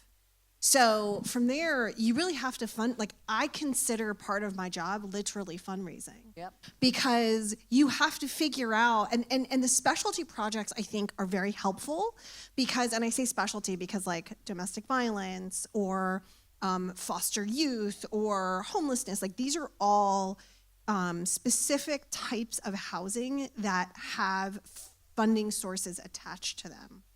Right, so you can apply for grants for each one of those types of buildings. But if you have a building that's your family regular 60% AMI building, you might not be able, that is a lot harder, I think, to finance because you're trying to find, I think one of your sponsors was Federal Home Loan Bank, Atlanta. Right, shout out to them because they are always in my financing stack. Right, home funds, CDBG funds from local governments. Those are also those are very good gap fillers. So I'm going to ask the question back to you, and I'm so sorry about that.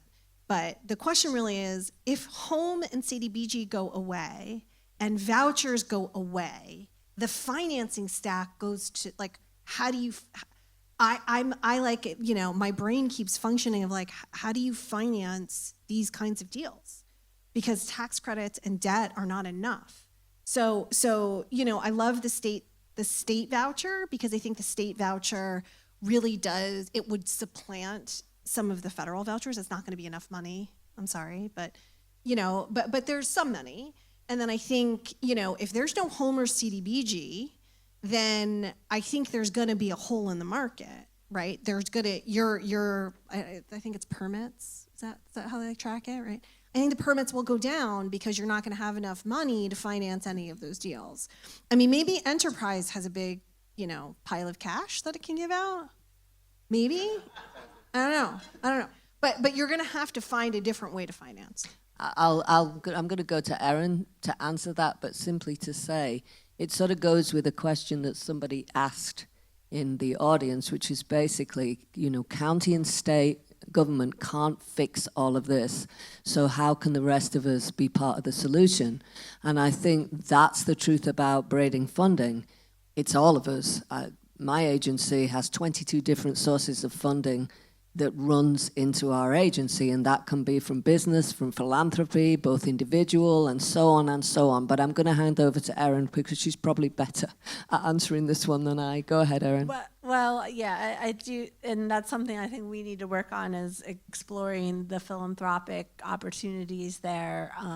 But I will say that we are, again, very fortunate in Anne Arundel County. It used to be that we would have about $900,000, between $700,000 and $900,000 in home funds each year to allocate to provide that gap financing that Tanya's talking about to these, low-income housing tax credit funded projects and affordable rental projects. And we still have, depending on what happens with the budget, but we still are about $700 to $900 a year that we allocate towards that.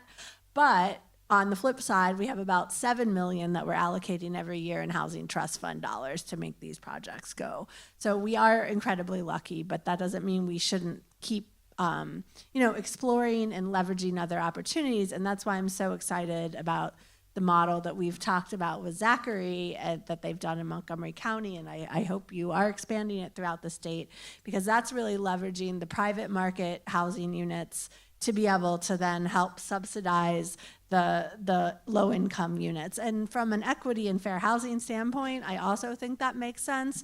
We don't want to concentrate all the affordable housing units in one area, in the Brooklyn Parks or the Glen Burnys. We want to create market rate Class A apartment units, as well as units that are also Class A, but they're providing that deep subsidy. I'd like to add just on the financing and the blending as well. The more financing layers you get, the more complicated the deals become as well. in a prior life, Tanya and I have worked on deal specifics. Yeah. That, 6, 7, 10, 12 layers of financing. And I was an attorney on those deals. You got to look at every document from every source of funds. 100 documents, and there's 60 people on the call, sometimes 80, right? Because it's like the primary person and their attorney of all 7 of these sources, and there's like 3 people of each group. It's a beast. I mean, everyone who's ever done a development deal knows that like these closing calls are beasts. They're my least favorite thing. I shouldn't say that out loud, but I am. They're my least favorite thing. I'd rather do strategy all day long than close a deal. Absolutely. And even at the service level, when you're mixing financing, it's, I used to say it's the golden rule. Whoever has the gold makes the rules. And you got to put all those rules together. So can we, part of it, all the hands on deck approach as well, is maybe we can simplify some of the rules and work together to find that baseline set of rules for certain funding levels or for certain funding sources where we don't need to be off by 1%. This rule is 1% different than this other rule, and we have to meet both. And then that's where the actual strategy piece comes in. Well, maybe we can add that financing in later after we do a couple steps, and then we've simplified the deal and it can come in at permanent financing or something strange. Again, I think all ideas are on the table, and thinking outside the box is going to be part of this conversation of how can we make these different financing pieces, not just for development, but also for services as well. All right, and continuing on with too many pieces of paper, and this is probably for Zach and Aaron. This is from someone who says that Maryland developers end up going to Virginia because Maryland CDA takes too long, the QAP is too complicated. I'm sorry, I don't know what these acronyms mean, both of which create too much risk and uncertainty. So Aaron and Zach, what do we do about that? Well, I think actually it builds off nicely what we were just talking about, which is, tax credit deals are like just insane with the number of, CDA is responsible for the most important affordable housing program in the country. And unfortunately, the LIHTC program, the Low-Income Housing Tax Credit Program, is supposed to be the solution for everything. And there isn't enough money to actually be the solution for everything, but here you go, like, good luck, make everybody happy, right? And so, once again, it's the scarcity issue here, and then the fingers wind up getting pointed at the people who are trying to get in there and make it happen, but it's a scarcity issue, and it's a complexity issue. So one of the reasons we are focused on production funds as a model is not because it's better than the LIHTC model. That's not what it's designed to do. It was explicitly designed to complement the other channels through which we develop housing in this country, and certainly the state, which is it's either going to be a private market rate developer doing it, or it's almost certainly going to be an affordable housing developer doing it through the Low-Income Housing Tax Credit Program. The production fund has several things related to it that really complements and supports the LIHTC program. One of which is in the first LIHTC deal, the first production fund deal, the Laureate again, there were 3 sources of capital in that deal, and I almost died because mostly in my career done lots of tax credit deals where there's 18, right? Or there's 22 and you're trying to run your business. So it was focusing on what are some of those things we can do to address production, to free the LIHTC program to do what it does best, which is to serve folks all the way down to 0% AMI to create housing for folks who need it most, and take that pressure off of it of needing to be the solution to absolutely everything. It is not a scalable program by virtue of everything you've heard, and that was 15 minutes of therapy. You put us up here for 3 hours, you can hear about all the other issues. But so I would just say it's the wrong way to think about it. That stepping outside the scarcity mindset of that puts us all in these weird positions around whether it's these public meetings or anything else. We should be empowering our housing finance agencies. They are insanely powerful and sophisticated actors, and we should be empowering them the same way we should be empowering our local governmental entities to do more of the great work they're doing. Yeah, and I would just, I'm not an expert on, I'm not a tax credit developer yet, but so I'm not an expert on what some of the challenges are. I defer to the developers, and I wish Secretary Day were here, or someone from CDA, but I don't know if Danielle. Do not put me on the spot. Okay, sorry. No, I do not work on the capital side. So. Okay, yeah. So I didn't. That's why I said I wish someone from CDA were here to respond to that. But I will say that we had seven affordable rental deals close in FY 2024, and the pictures that you saw are, those fruits coming, the developments coming to fruition. So we do have LIHTC developments happening in Anne Arundel County. I still have a lot of affordable developers coming and talking to us for the local government gap funding, and I hope that continues. And yeah, I would say express your concerns. I know Miranda Darden from the Maryland Affordable Housing Coalition is here, and I would just encourage folks to work with MAKE and the Secretary and the CDA team to address some of those issues. Can I just, so I've closed a deal with CDA, and so I know whoever gave that answer is correct. It is very difficult. Their timing is very different from even, so we've closed deals in Virginia and in DC and in Maryland, and the process in all three of those states is completely different. But I will say, there is a value in, I can't believe I'm saying this, in the collaboration. Because, right, like when you are clearly communicating, even with the CDA, I think that there are ways for you to maneuver throughout the process faster if you're super clear and you have your financing stack in place. A lot of times we're going in and we don't really have our finance, like we have like soft funding, right? Like we've got an idea, but it's not like solid. I think that might be a suggestion to sort of expedite. I think that answers the question, but I don't know. Thanks, Tanya. Thank you very much. And as you were all talking, it brought me back to a conversation I had this morning with Tony Strong-Pratt about viewing where we are more as an opportunity than a difficulty. The fact is that there's great possibility that some of the funding that we've relied on for years is going away. So what does that mean in terms of opportunity? And then I listened to all of the conversations about regulation, paperwork, traditional systems, and the need for collaboration. And maybe this is a watershed moment to start fixing some of those things, because we'll actually be forced into it. And I really think that is an important side point of all of this, that we've really got to stop running and being scared and start looking at, this could change some systems for the better, things that we have needed to do for years that need to be really shaken up. And I think that that's an optimistic point. Thank you, Tony, for that we really should be looking at. There's been lots of questions specifically about women in leadership, and about how developers that can address some of the issues that specifically impact women and affordable housing.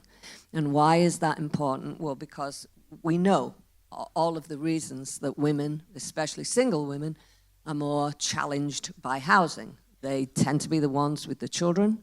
They still earn less on the dollar than anyone else. And there is lots of, I'm not going to go into the whole, but there's lots and lots of specific barriers for women. It is no mistake that 85% of public housing is single women with children, because that's what they can afford given the economic environment that we bring women to. So one of the questions was, how can women in leadership change those circumstances, address those barriers, and really start to make change? So I really would love to hear Senator Henson talk about that, and then maybe Erin and Molly. So, Senator Henson. Thank you. Yes. Yes. Just all the problems of all the women, right, Molly? Right. But if you, Dr. Brown, making the case for the question that you just posed, there's no greater visual than if you've ever been to rent court in any county, in any part of the state of Maryland, if you ever go to rent court and just sit in the back of the courtroom and observe who is crowded into the benches of the courtroom. And this is irrespective of county. I've been to rent court in Hagerstown, rent court in Prince George's County, Baltimore City, down on Route Boulevard here in Annapolis, and by and large, there are women who are head of households. Too often, those women are Black women who are head of households, who are often there in rent court in their scrubs from the jobs that they have, showing that they've had to take time off work to be there to try to make sure they can preserve their housing, all sorts of circumstances. Sometimes women with their children because they don't have child care, but they have to come to court to try to preserve their housing. And it shows you the face of unaffordable housing. And too often, it is women who are struggling to make those ends meet. So I think your question poses what responsibility or role do women leaders have in leading the charge on making sure that our solutions are responsive to the unique needs of women. And I appreciate that question and you all having women on the panel to show that we are at a time in history where we do have a lot of really fantastic and phenomenal women leaders who are tackling these challenges. I know that in my office, we have a lot of work that we've done that's worked on making sure that women can keep their jobs, can continue their education, can do those things that can make you economically solid so that when it comes time to meet those obligations, you do have what you need in the tank to be able to pay your rent, pay your mortgage, buy your home as a first-time home buyer. So we do look at women as the holistic people that we are, because we do have all of those parts of us that make us those talented people who want to pursue our dreams. And then we happen to also be the people who too often are head of households and have to raise the children and make sure that the buck stops with us. So our approach has always been to holistically look at the woman. Yeah, that's great. Just following up on that, kind of relatedly, one thing we're doing in our agency and our organization is really trying to focus on where the most needs are. And as Dr. Brown, or I think someone mentioned, I think it was Dr. Brown who mentioned, it tends to be women of color who are female-headed households.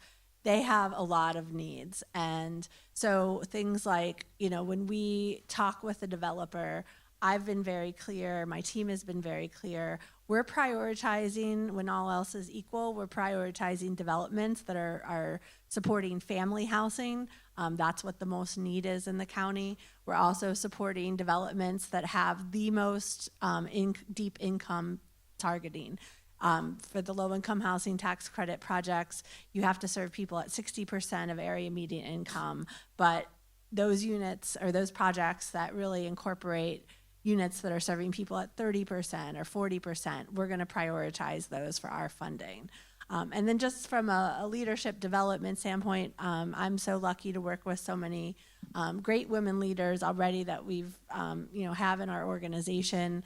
And one thing I'm very grateful for, Beth Brush, who leads our continuum of care and our planning team, she's really thought, yes, Beth. She's really thought about, some of these households that are female-headed households, it's great to produce these affordable rental developments, but even still, these units are expensive, and there are people that cannot afford the rent payments on these affordable units because they're struggling with minimum wage jobs and children and childcare costs.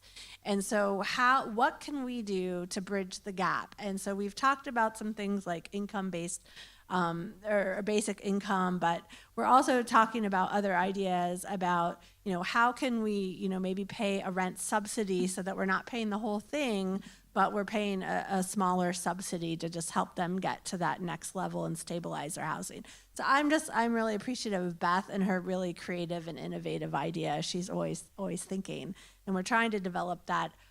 If you're looking to develop more professional development with women or men or whomever, not gender specific, in your office, we have a professional development scholarship called the CADE Scholarship Fund.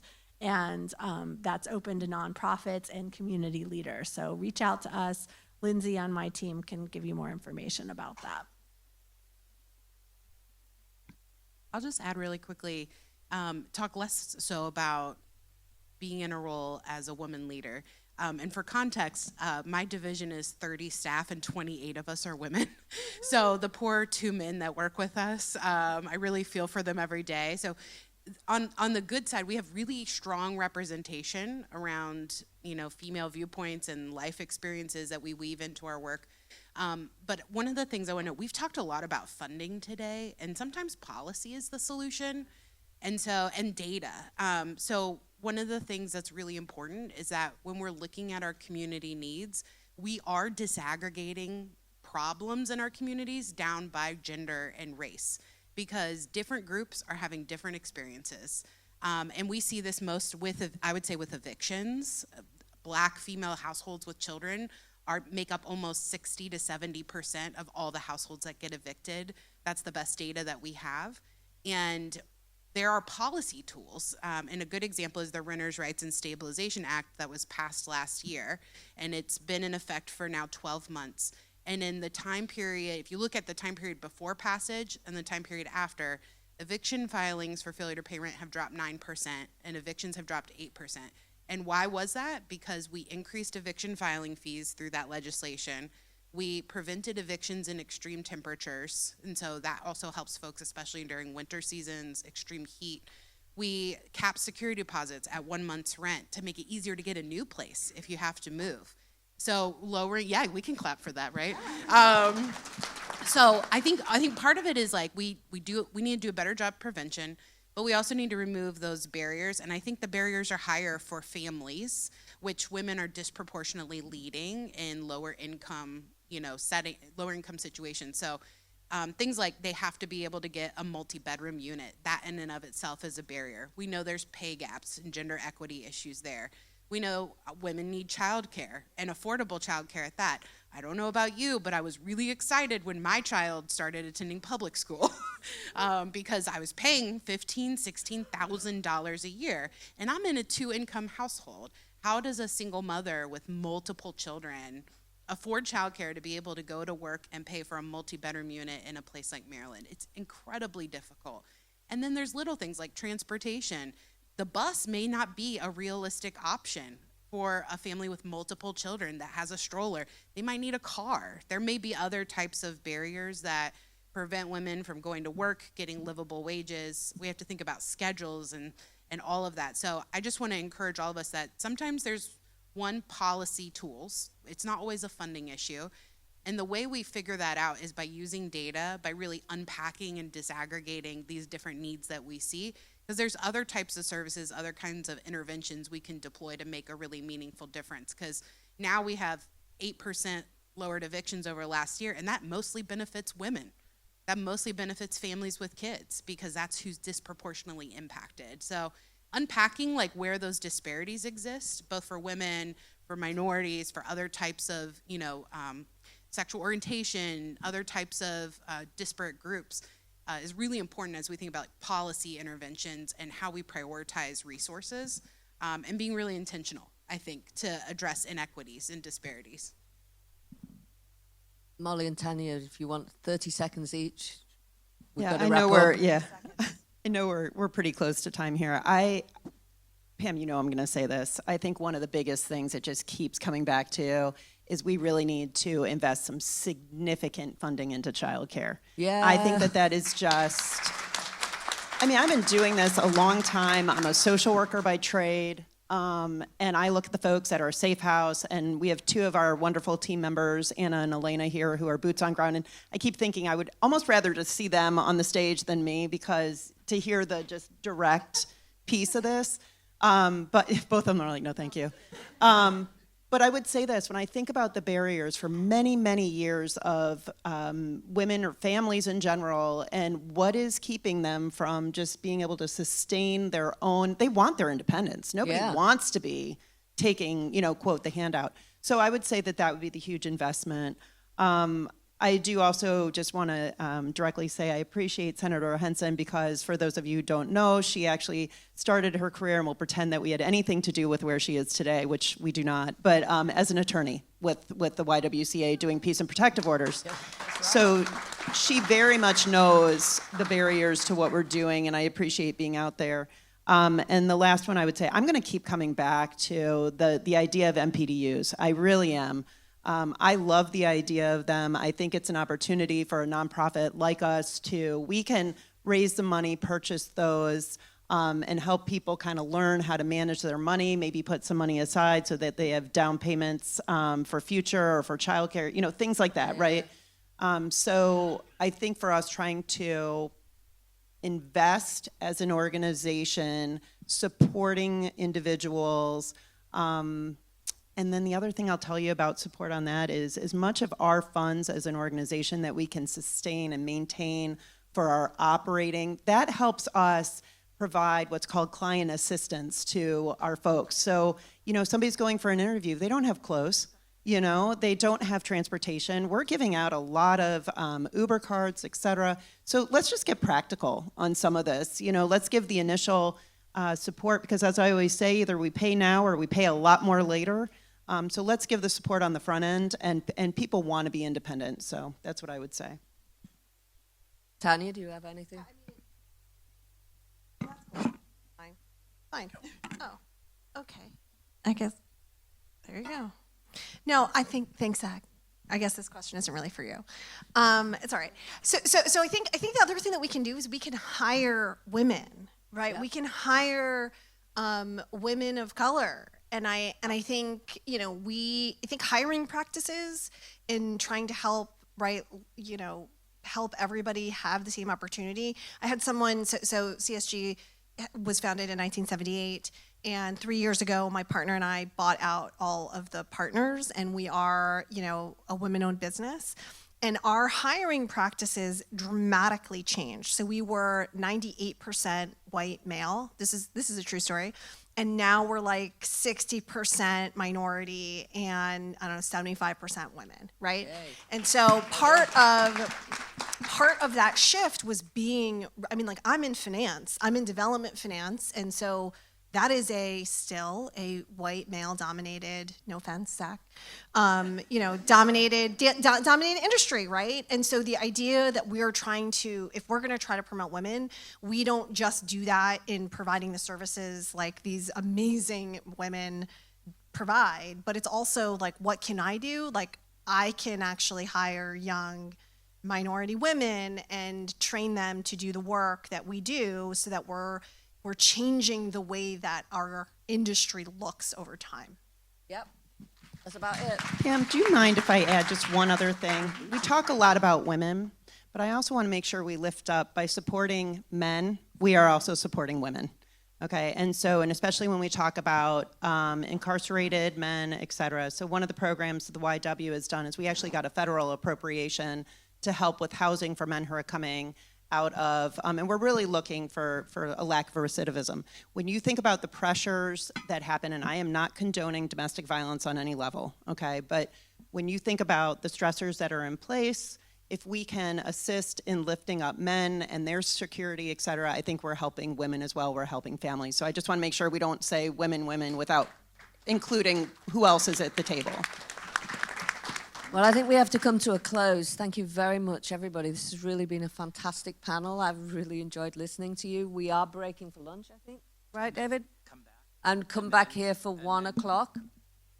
Yes, for Shaneka. Because we're going to hear from Senator Henson, which I'm personally looking forward to.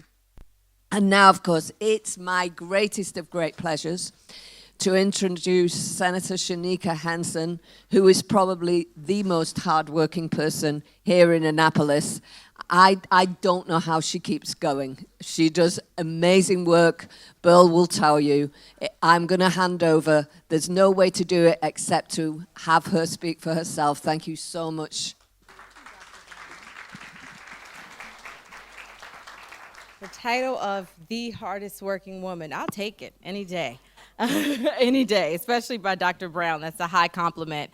Thank you, everybody, for being here, for having a mind to focus on housing affordability specifically, for spending your time and your day focusing on this topic. There is anything you could be doing today, but you made an intention and a focus to surround yourself with like-minded people, to learn about what's emerging in this topic and in this space, and to make sure that you are leaving here with the best of ideas, the best of intentions, and connected to other folks that are connected to this work. So thank you for being so committed to the cause. Thank you to the organizers for hosting this event once again, the 3rd annual Symposium. Can we... Thank you for your commitment to affordable housing, and not just the work that you do every day on the mission of affordable housing, but also to convening all the partners who are thought leaders in this space so that we can learn from each other and be inspired by each other about the work that's being done on affordable housing. So I asked my team to help fill me in on some of the discussion that I missed that happened earlier today. Molly Knipe from the YWCA mentioned that I'm an attorney by trade, and this morning I was in a court hearing. So I didn't get the pleasure of hearing some of the prior discussion, but being filled in on it, I feel like what I want to share with you as the keynote is really timely and really resonant with a lot that we heard in the first panel and the second panel. So I hope that that signals that there really is some salience in what I hope we can gain from these remarks. I've titled it, It's Time to Recalibrate. I do think that Dr. Brown said it in her closing remarks on panel 2, that we can look at these challenges that are facing us as a reason to bury our heads, a reason to be overwhelmed, a reason to dread, or we can really look at these challenges as an opportunity. And I hope that what we find in this space is that it's a time to recalibrate our thinking and our approach to affordable housing. I want to talk specifically about some of the ways that we approach the policy-making space of affordable housing, because as a state senator, policy-making is my wheelhouse. That's what I'm tasked with doing, and my part of the ecosystem is policy-making. Far too often when we're making policy, we focus on that particular slice of that particular thing that impacts that particular moment. When we get a fiscal note on a bill, when we're studying the impact of something, we're narrowly looking at that particular thing. If you think about your industry and what you contribute to affordable housing, perhaps in your particular industry or office or organization, you think specifically about what your organization is doing in your county, your city, your region. But perhaps if we can challenge our thinking to think ecosystem-wide about the impact that we all are making. I lifted up earlier Comptroller Learman's report on housing unaffordability in Maryland. In the report, it says that Maryland is ranked the 6th most regulated state in the U.S. for residential development. I'm going to repeat that. Maryland is ranked the 6th most regulated state for residential development. How many states are there? 50. And Maryland is ranked the 6th most regulated state for residential development. You heard in panel 2 from some of the financial folks, some of the challenges when it comes to affordable housing development. You heard in the question that was posed by the audience, the particular question about CDA and getting your project through that administration when it comes to the financing of projects there. So when you think about the fact that if you look at a 50-state survey, Maryland is the 6th most regulated state, what does that tell you about the way that we approach affordable housing? One of the impacts, or trying to unpack why and how we've gotten to that place of being the 6th most regulated state, the comptroller's report kind of draws a through line to 1970 as a genesis for how some of these regulations started to be layered. And what it highlighted is that in 1970, we started to be much more environmentally conscious as a society. So that's when the NEPA study was enacted. That's when the Clean Air Act was enacted. The Clean Water Act was enacted. A series of environmental policies started to be enacted in the 1970s that challenged us as a society to make sure that we were protecting our lived space, our environment, to make sure that we were being good stewards of the earth. A part of the series of those acts, though, they had an impact on the way that development and building happened. But each time that we took on one of those environmental studies or whatever the project was, we specifically looked at it for its impact on that particular part of the environment, whether it was the air, whether it was the water, whether it was the forest, whatever it was, we were looking at that particular thing and how could we make that better, that more healthy, that more thriving. But perhaps we weren't taking a system or ecosystem-wide approach to all of the factors. And the report looked at the some of the environmental policies, but there were many policies that were happening that were being layered and layered and layered on. The picture, and it's not a great picture, but the picture that's there is the Smith Island cake, because they use the analogy of the Smith Island cake. If you unpack the Smith Island cake, one little layer by itself is not a lot. Even if you're not hungry, you can eat one layer of a Smith Island cake. But when you put the frosting on, and the next layer, and the frosting, and the next layer, and the next, and the next, and the next, that's when you get to something that's substantial, and that's where we are right now in the ecosystem of affordable housing. We have a fully baked, fully frosted Smith Island cake that you have to digest when you want to work in this space. What we learned from the comptroller's report, it says by 2010, America was building 43% fewer homes than in the 1970s, even as the population grew. So we were building 43% fewer homes even as the population grew. This decline in housing production was happening at the same time that we were continuing to layer on and build more regulations. So they highlighted the connection between the two things happening, that we didn't necessarily intend for that to happen. We didn't necessarily track or understand that one was affecting the other, but now we certainly see the correlation that now we understand better as causation from some of the regulations and policies that we've layered on over time. And I'm not saying that to say that we haven't seen the value and the benefit, because some of the policies we've passed, we've done great work to set out with the goals that we had for those policies, but some of the unintended consequences have been felt in the area of housing, and then more acutely in the area of affordable housing. An area that's really passion point for me, I can look at, is even landlord-tenant laws.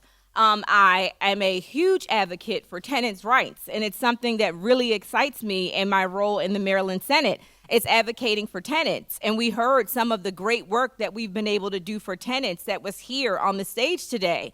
In my other hat, I am an attorney, and so as an attorney, I represent folks, all types of folks, and sometimes even landlords. And when you sit with the landlord and you explain to them the complexity now of our landlord-tenant code, the landlord is like, oh, they really do need an attorney, because we have put a lot of great protections in place. And in a vacuum, that one protection is really, really meaningful and does really great work for that specific area. But when you layer and layer and layer and you get to the fully baked Smith Island cake, it is then time to step back and to recalibrate and to say, okay, now let me digest things in total. And I think that is where we are looking at the ecosystem of affordable housing. For instance, I had a client who was a first-time landlord. He owned a home, and then he got sick. He had a stroke, and so he could no longer live independently. He went to go live with his children. So he figured, he worked hard. It was his lifelong dream to own a home. And so he wanted to rent out that home, make it available for somebody else, generate a little income, because he could no longer work. He worked for himself. He was an independent contractor. But he figured, I'll rent out my home, and then I'll have a little bit of money, and then my kids are taking care of me. So, how blessed is my life? Well, this person rented out their home. And what did they not do before they rented out their home? They did not get a rental license, because he didn't understand that he needed to do that. So he got a tenant, and the tenant did not pay their rent. He tried to evict that tenant. What we understand about our law is we have protected tenants from being evicted if the landlord doesn't have a rental license. So he went to court. He wasn't able to evict the tenant. Well, my client also has a language barrier. English was not his first language. So he tried to navigate the court system, trying to go through the eviction process. The judge threw the case out. Well, the tenant was educated that day in court. The tenant who had a temporary loss in income because she was sick and didn't have a job that paid her when she was sick. She since was back to work and then did have the money and wanted to pay, but the judge told her, your landlord doesn't have a license, so you don't have to pay. So the tenant decided, well, my lucky day, I won't pay. So the tenant did not. So my client then contacts me and hires me to be his attorney to say, what do I do? So I help him navigate getting a rental license, getting the property license so we can go back to court.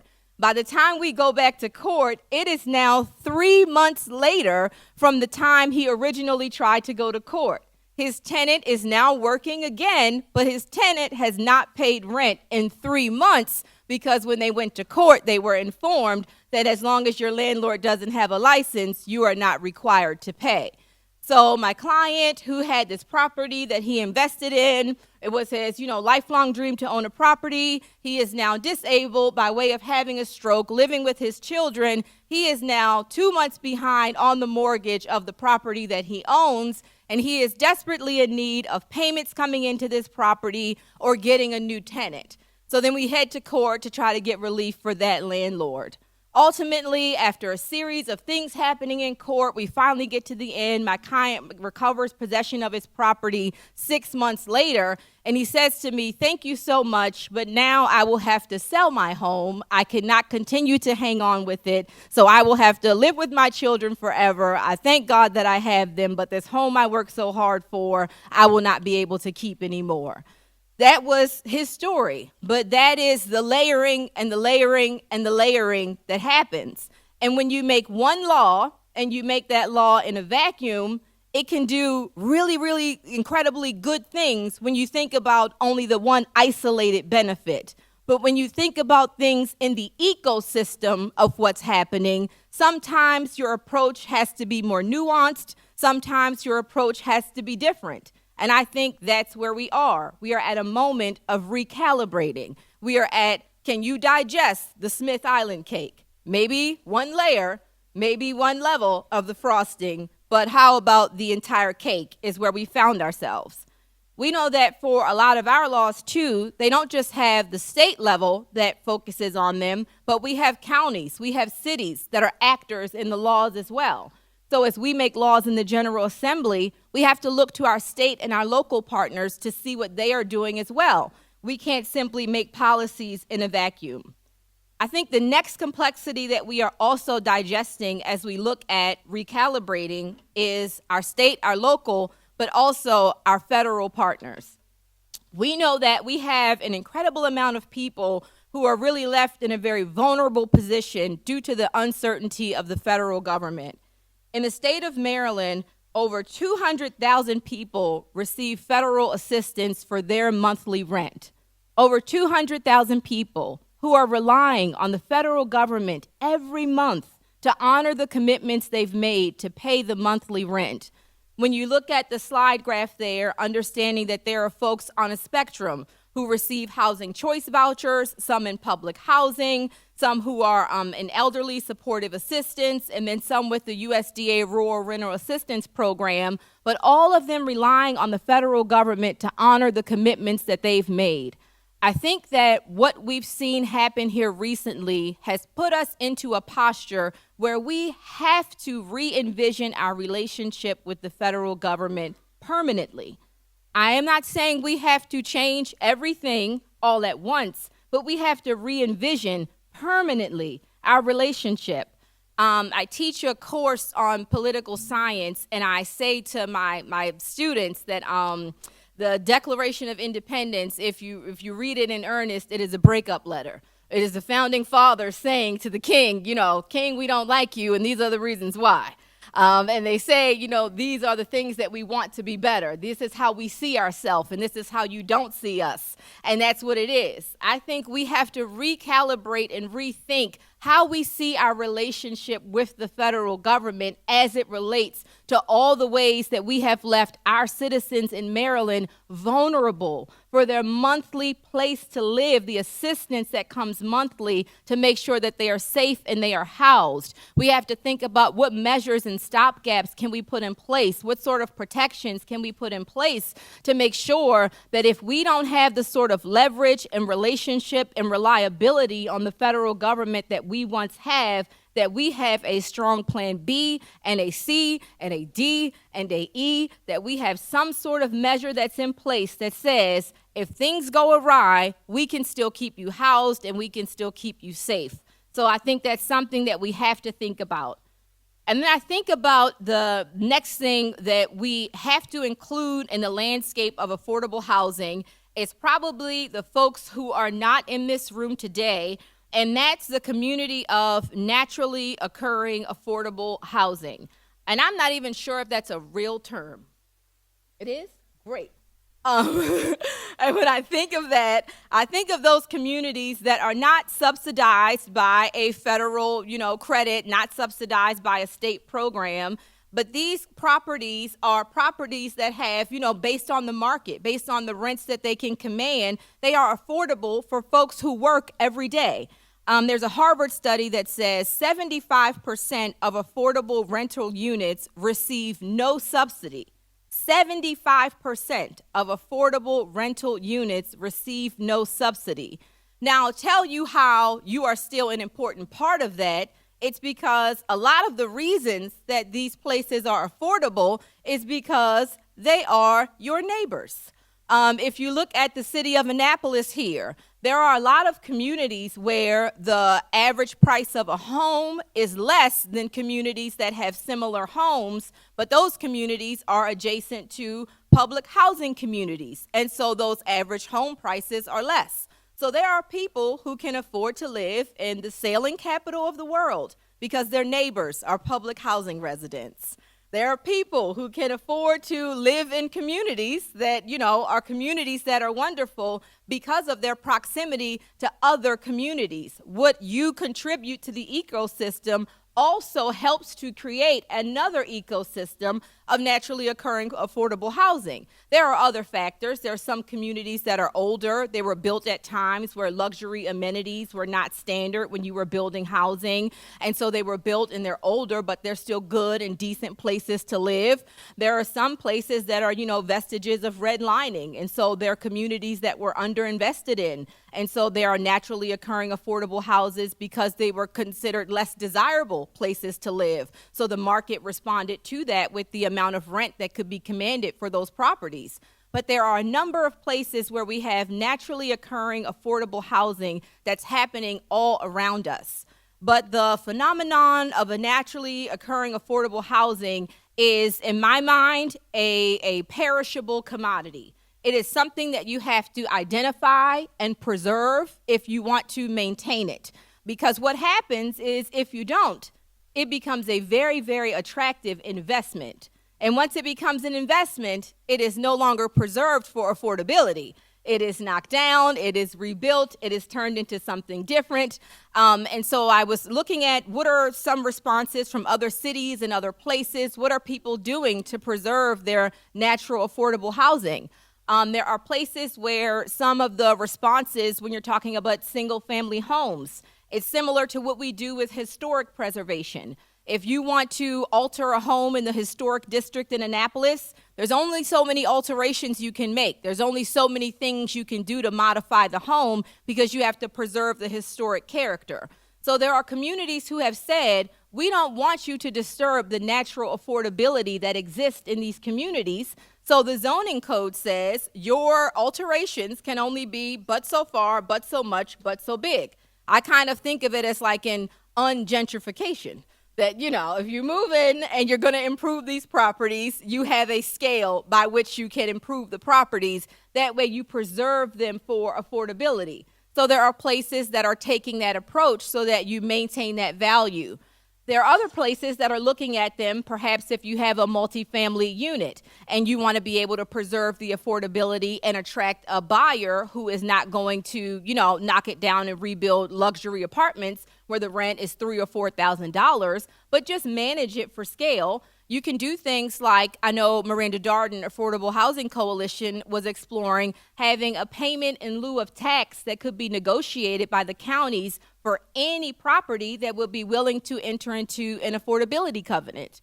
So you wouldn't have to have a subsidy attached to your property, but if you had an affordability covenant that you would agree to, you could negotiate a pilot with your county, and with that, added benefit of not having that property tax or not having full freight on your property tax, you could apply that to keeping the rents naturally affordable, and it could help those projects pencil out.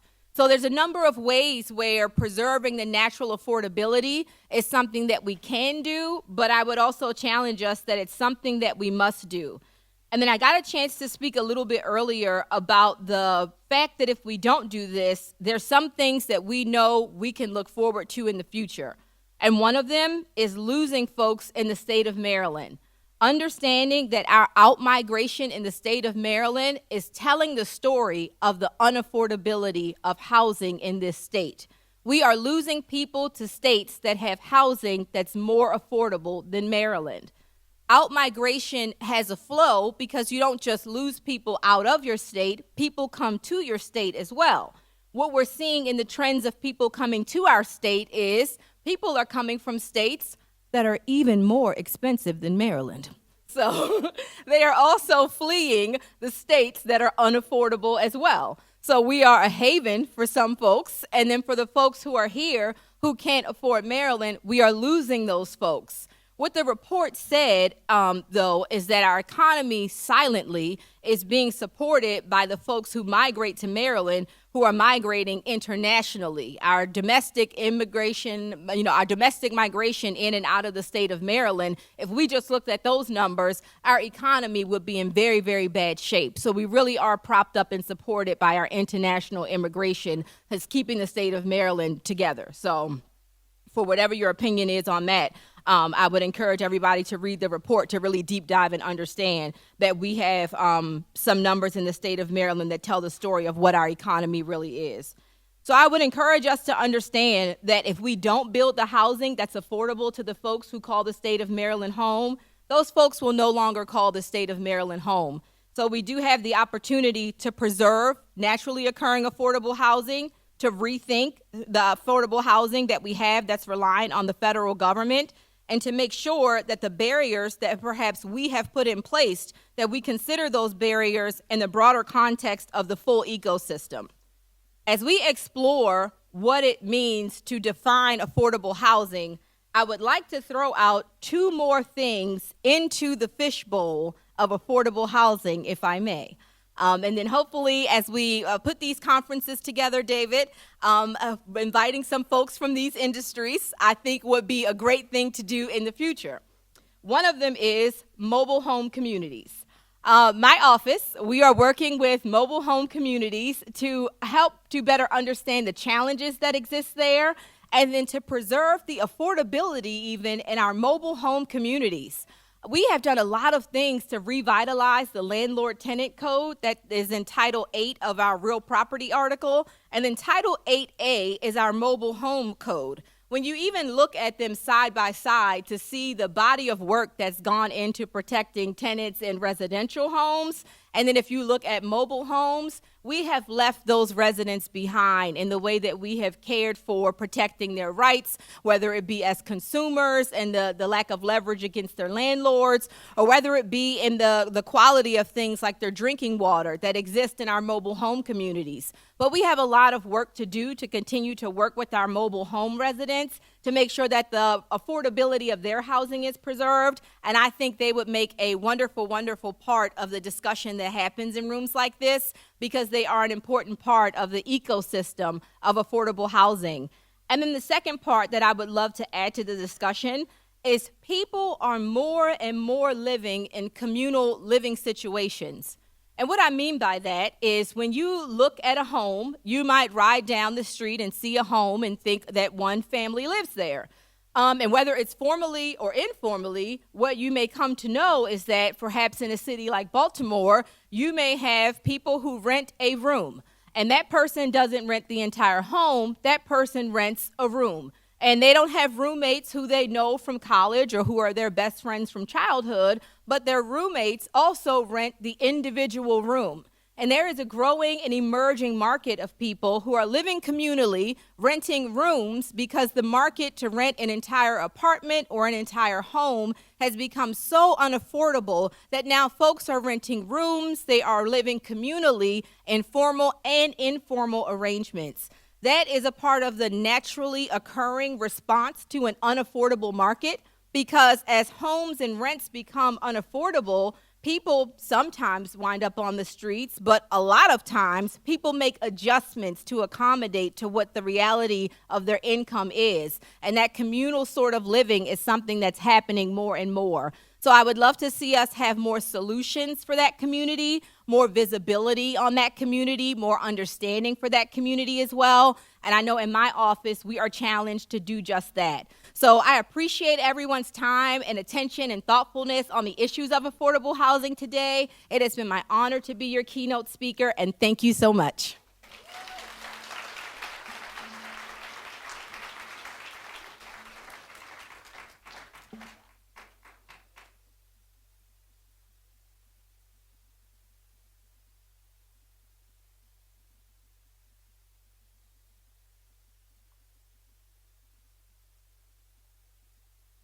Thank you all for being here today. We hope to do it next year, and we'd love your thoughts.